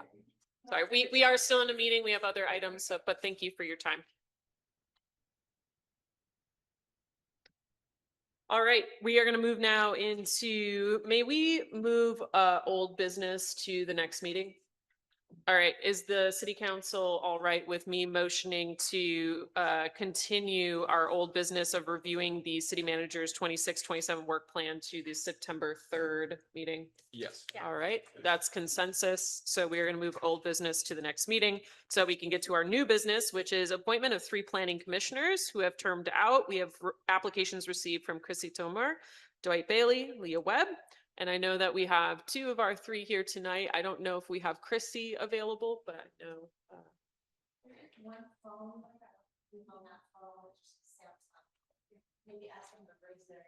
Yeah, if the person on a Samsung phone is Chrissy, you can raise your hand by hitting *9. All right, perfect. All right, so we will go into this item. I'll hand it off to city staff. Are you taking this item? Am I taking this item? Okay, who wants the item? We did have 3 planning commissioners term out, and so we're just looking to fill those termed out positions. 2 of those 3 termed out commissioners have reapplied, and we have an additional new 3rd applicant named Leah Webb, and Leah is on Zoom. Perfect. So council members is pretty loose because it's just an appointment. Do you have any specific questions that you'd like to ask the applicants before we give them a chance to make a public comment? Sure. Turn your mic on, please. Sure. As we're going to have the honor to consider Mr. Bailey's commissionership, I think a 3rd time, Yes. Mayor Lucchese. I'll ask all the candidates essentially the same question, if they could just introduce themselves and talk about what they hope to do in the next 4 years on the planning commission, why they'd like to serve, why they're excited to fulfill this role, and to thank them for putting themselves forward. All right, Mr. Bailey, would you like to take the podium? We've lost our crowd, but we still Okay. have some on. So the question is basically, what would I see going forward with the planning commission? Well, one of the things in the planning commission so far that I think most of the things early on that we did, a lot of the projects never come to fruition. Travelers Hotel, we gave them 3 years extension, we gave them another 2 years extension. That seems to have gone away. So it was a little frustrating at first to see some of the things that we didn't move forward to better the community. I remember one of the things when the bread shop came in, we had to spend some time on whether they could paint their door frame yellow. And that was a good thing. I'm a painter, so I kind of enjoyed the conversation involved with that. But we made an ordinance that said that we were going to try to lower the cost of the downtown area on their painting. The cost of that to come to the planning commission started out 6 years ago at $350. Now it's up to like 1,500 for a applicant to come forward. So one of the things that was done in that was that we were trying to lower that cost. Ultimately, we came up with a decision that it referred everything back to the planner, which is paid staff. That was one of the things that we were trying to cut down on. Needless to say, one person involved versus a whole panel and having to come and have everybody here at a public hearing for a thing was okay. But like I say, I would like to see that the things that we do come to fruition. And there's a lot of uncompleted things, as we know, when we discussed tonight. You know, it would be nice to get occupants to come into town and help us out. But I think one of the things is that I've also learned to be able to work with a team. And that I put down on my application. That's a big thing that I do. One of the things that was happened was we haven't changed leadership of the planning commission in 8 or 9 years. I think our bylaws say that we should change every year. At one point, we had 6 months without a meeting, and I understood that I wanted to put that on the agenda. We at the planning commission don't write our own agendas. So the applicant, what I was told was, if you want to have elections on the next meeting, then you have to write the manager, email the manager. I did not feel comfortable doing that. I did not feel comfortable saying, hey, I want to change leadership, or hey, we need to rotate, or we're not following our bylaws. So I think that there's things like that that I think would better the planning commission because it is a learning experience. This time, that's what I feel that I've got that down now. I know how the planning commission works. I know what it's supposed to do, what recommendations we can bring forward to you guys. And I think that's something that I would like to see over the next 4 years do. So, Thank you. Leah Webb.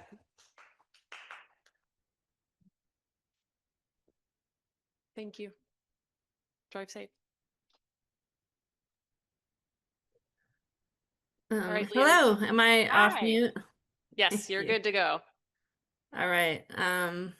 Thank you for having me as part of this meeting, and I look forward to potentially participating. I moved to Dunsmuir 2 years ago, and I'm really just looking for opportunities to get involved. I've been part of the Fire Safe Council planning, and yeah, my main thing, I guess, your question about agenda. Really, my grandpa gave me the best compliment when he said, Leah, you really don't have an agenda. Like, I don't have a personal agenda. And I took that as a compliment because I have in my work, like, agendas up the wazoo. And I really want to support Dunsmuir and be there. And honestly, my biggest thing is just action.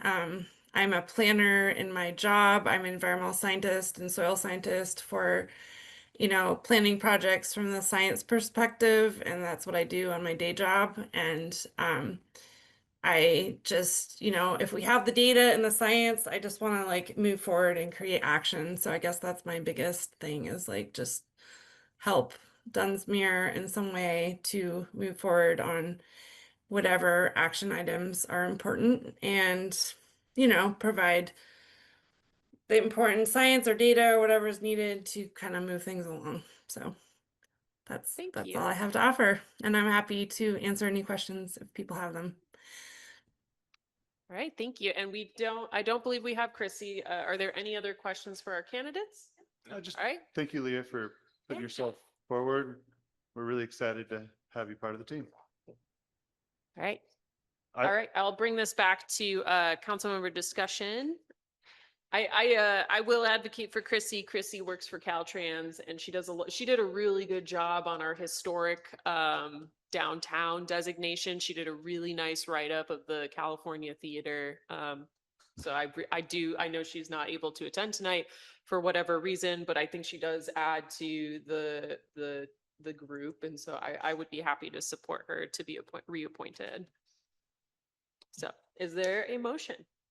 I move we appoint these three members, Chrissy Tamur, Dwight Bailey, and Leah Webb as planning commissioners for a 4-year term. I'll second. All right. All those in favor, please signify by saying aye. Aye. Opposed, abstention, motion carries, one absent. Thank you all very much. Congratulations and welcome. It'll be fun. All right, we will now move to council discussion regarding Dunsmuir's Opportunity Zone application. So we do have a draft letter that we would like to submit for the public comment. I really appreciate City Manager Coors because I drafted a bunch of it and left a bunch available for you. So I don't know if you would like to take it or you want me to take it. Mayor, I'm happy to take it and Go discuss for it. it a little bit. I'm just trying to pull it up in the agenda Perfect. here.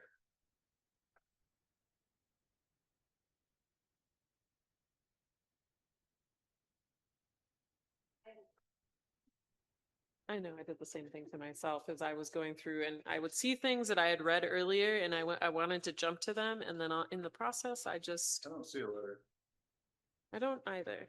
but Essentially, the letter just kind of outlines some of our notable projects and investments that we have. I did include information in there on, some of the key things that we've seen going forward, Moss Spray Falls and that intent. The shoreline restoration project, I did mention that in our letter because one of the things that the state wants to see is that you're a area that's already seeing some public investment. And I think we're on the cusp of that. I did outline all of our public investment related to the water UV project, to our infrastructure projects. I brought up the fact that, this is actually a really big brag. In addition to having the best tasting tap water, what is it? We're at like 97% of our system has been upgraded for water, which is, it's a very high percentage. Because I remember when Dennis told me it was in the upper 90s, I was like, you're lying. But we had that big water project that yeah, I was think, stalled because of the Supreme Court I case. think we will be there when the Springs project is complete and Yes. the UV, those are in the works still. Yeah, and so that is a high percentage for a city to have such a new water system that is up to date in technology. And so we wrote about a lot of our infrastructure projects. We wrote about the active transportation plan and outdoor recreation. And so we have a number of those items listed in the letter itself, trying to sell ourselves up. I did not bring up the fact that we're all a bunch of 30-year-olds, which I feel like we probably should. Quentin's also on too, and I might hopefully put him on the spot to maybe say why we should get it and why we should push for it. But I'll let City Manager Coors find the letter.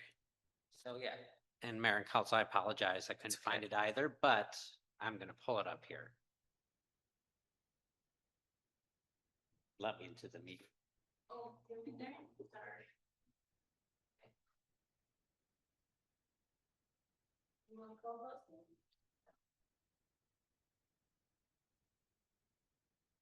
Really, what I'm asking council to do is, did I miss anything? Should we talk anything else up? This is a very easy item, should not be. Adding to that we're a young council and hoping to, I don't know, like this has been said 1,000 times, revitalize the town, but I think it's a good thing to add to it, that there are young people invested in the community. Yeah, I would also just add, I wouldn't mind, Quentin is far more knowledgeable if he's willing to speak on it, but the value of what the community or opportunity zone would do for Dunsmuir is, by my estimation, one of the most transformational things that could happen to us. It just, you get these redevelopment deals that might be 10% away from penciling. And some of the benefits it gives you for those 10 years and beyond even, that can be the difference in getting investors to view us as a viable opportunity. So that combined with Moss Spray, theoretically in the next 5 years, it would just be such an amazing pairing. So the public comment period does end August 28th. So Quentin has his hand up, so I'd love to hear from him. Would it be okay with the council to let Quentin talk a little bit more about this, because he knows way more about the program than I do. So Wendy, if you could please unmute Shasta Cascade. All right, Quentin, you're unmuted. If you want to maybe talk a little bit about what it would mean to the city of Dunsmuir if we got the opportunity zone, that would be great. Yeah, thank you, council and public. I've been listening along on YouTube, but the raise hand function did not work on that. So just jumped on Zoom. So Opportunity Zone 2.0. So one clarification here is that this is the second tranche of opportunity zones. They were previously passed in the 2016 Tax Cuts and Jobs Act, and 2.0 was established as part of the Big Beautiful Bill. And what Opportunity Zones 2.0 does, similar to Opportunity Zone 1.0, is essentially a long-term a tax break for accumulated capital gains. And so a lot of type of business investors, especially in real estate and property management, tend to accumulate a lot of property gains just from the appreciation and sale of business assets. And so what Opportunity Zones allows these investors and property owners to do is it allows them to redirect some of their investment portfolio into historically distressed, underserved, underinvested areas to stimulate wealth, job creation, redevelopment. Now, opportunity zones just don't allow you to park your assets into a rural community and then reap the tax benefits later on. You can't just like buy old buildings and let them sit. You have to actually also additionally substantially improve those properties. And so, as part of the requirements to receive the benefit, you actually have to demonstrate how much money has been invested into the redevelopment of those buildings. Now, in Opportunity Zone 2.0, there's a couple distinctions. First and foremost is that this is made permanent. Opportunity Zone 1.0 was previously just 10 years. And so I think this is something that Councilmember Bryan will attest to, but that level of permanence in this really makes a significant difference in investor attitude towards using this as an actual tool. They know it's something that's going to be reliable and that they can trust will be there in the future. And so they can plan that, they can build it into a long-term tax strategy, and it's a lot more sound. Second, there are additional benefits for opportunity zones that are designated as rural areas. Instead of just receiving a 10% step up in basis, you can receive up to a 30% step up in basis. So this makes a big difference for investors in terms of being able to recoup a higher ROI on their projects, especially since rural projects tend to be a little less in total value compared to their urban counterparts. This will make a difference. This, what it's not going to do, it's not going to be a giant magnet for capital. It's not going to, change things overnight, but it's going to allow those projects that wouldn't previously pencil to now pencil. It's kind of the cherry on top to push them over the edge. I think the one thing that I would clarify for the city and all the participants is that the state has had a little bit of mixed messaging in how they were going to be designating these zones. Previously, the Governor's Office of Business and Economic Development had set up a framework for communities to nominate zones. And so we worked with the County of Siskiyou to nominate all of Siskiyou County's zones, and we were allowed to kind of put all these projects that we had in the pipeline. And so all the ones that the mayor had listed previously, but also including like the Butterfly Bridge improvements, some of the cleanup work, other investments that have happened in the community. We really did try to put everything that we could into Dunsmuir. And what ended up happening is the California Department of Finance kind of stepped in and then ended up making the nominations and the designations, which usurped the process that GOBIZ had been following. So that's why we are writing these letters of support. Like to thank Councilmember Bryan particularly for putting a lot of legwork into identifying these projects and whatnot. And so this letter that you guys sign will get uploaded and posted to the Department of Finance, where the governor's office will be reviewing them. And I can answer any questions that council might have. I know it's a ton of information, but thank you.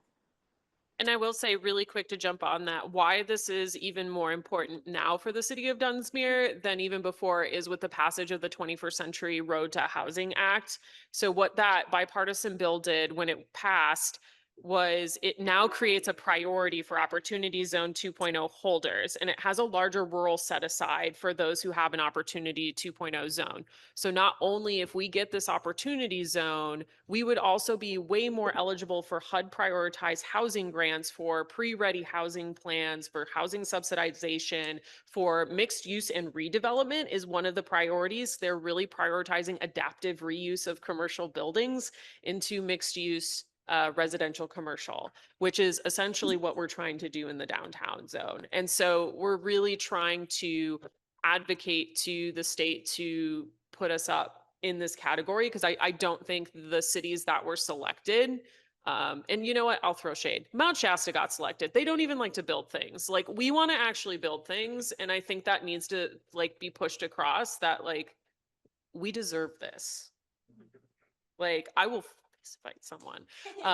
Not really, that's figurative. But like, you know, this is a really big deal that will linchpin a lot of the plans that we have going on. Going back to our planning commissioners who, thank you for reapplying, stated is like, we struggle with getting capital. That's one of the biggest issues that we have to filling the downtown stores, is finding people with the money who are able to update and maintain historic buildings, who are able to continuously maintain those buildings over time, energy efficiency standards, things like that.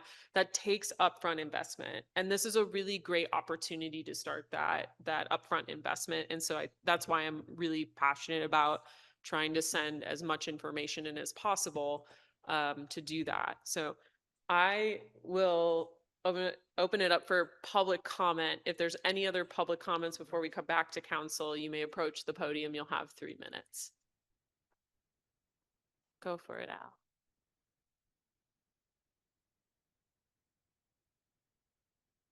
Perfect. Alan Magana, 4116 Pine Street.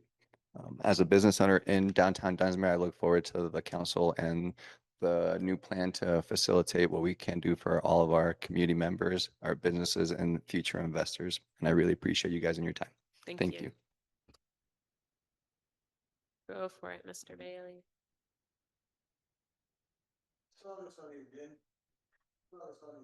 Really fully understand it. It sounds like it's a good idea, but I've seen it in other areas where they actually declared enterprise zones. And that way, City of Shasta Lake, for example, offered free power for 5 years or something ridiculous. An awful lot of a give me. And it didn't come to pass. It didn't work out in that particular location. So I like the ideas, because one of the things that's been hard for me to look at some of the houses here in town, some of the buildings that need work, is like you say, there's very few people that actually come in here with the idea that they're going to fully have it. I wanted to be able to say, before I okay a building permit, I want to make sure they got enough money to finish the project. You can't do that. What I philosophically want, you can't do that. We just went through it tonight. Beautiful building, needs a lot of work on it. Somebody says they got a lot of money, they're gonna come in and fix it.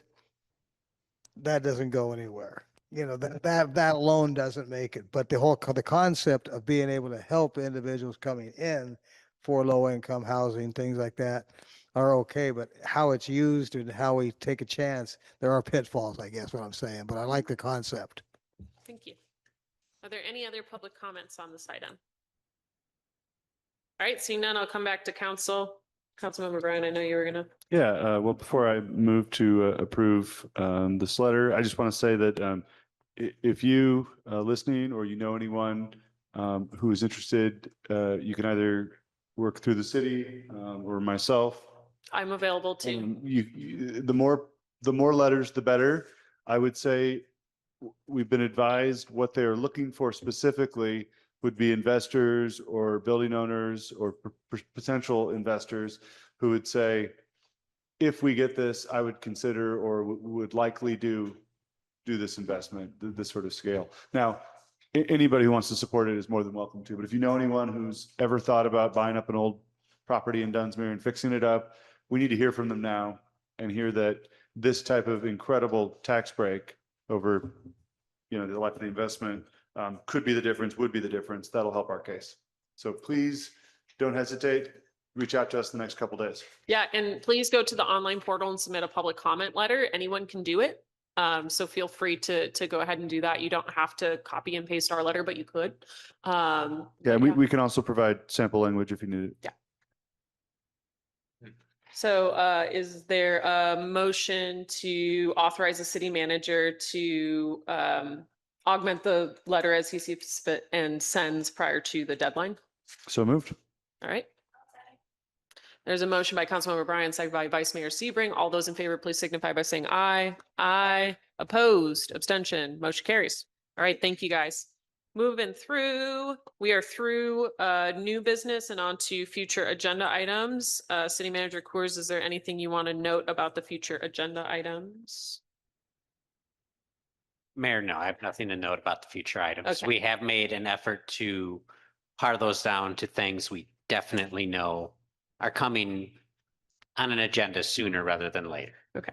And so we will have the work plan at the next meeting. And then, as we stated before, we will have the appeal at the September 17th meeting. If you have any future agenda items that you would like to see, please let myself, City Manager Coors know. Otherwise, I will adjourn us at 8:41. Thank you.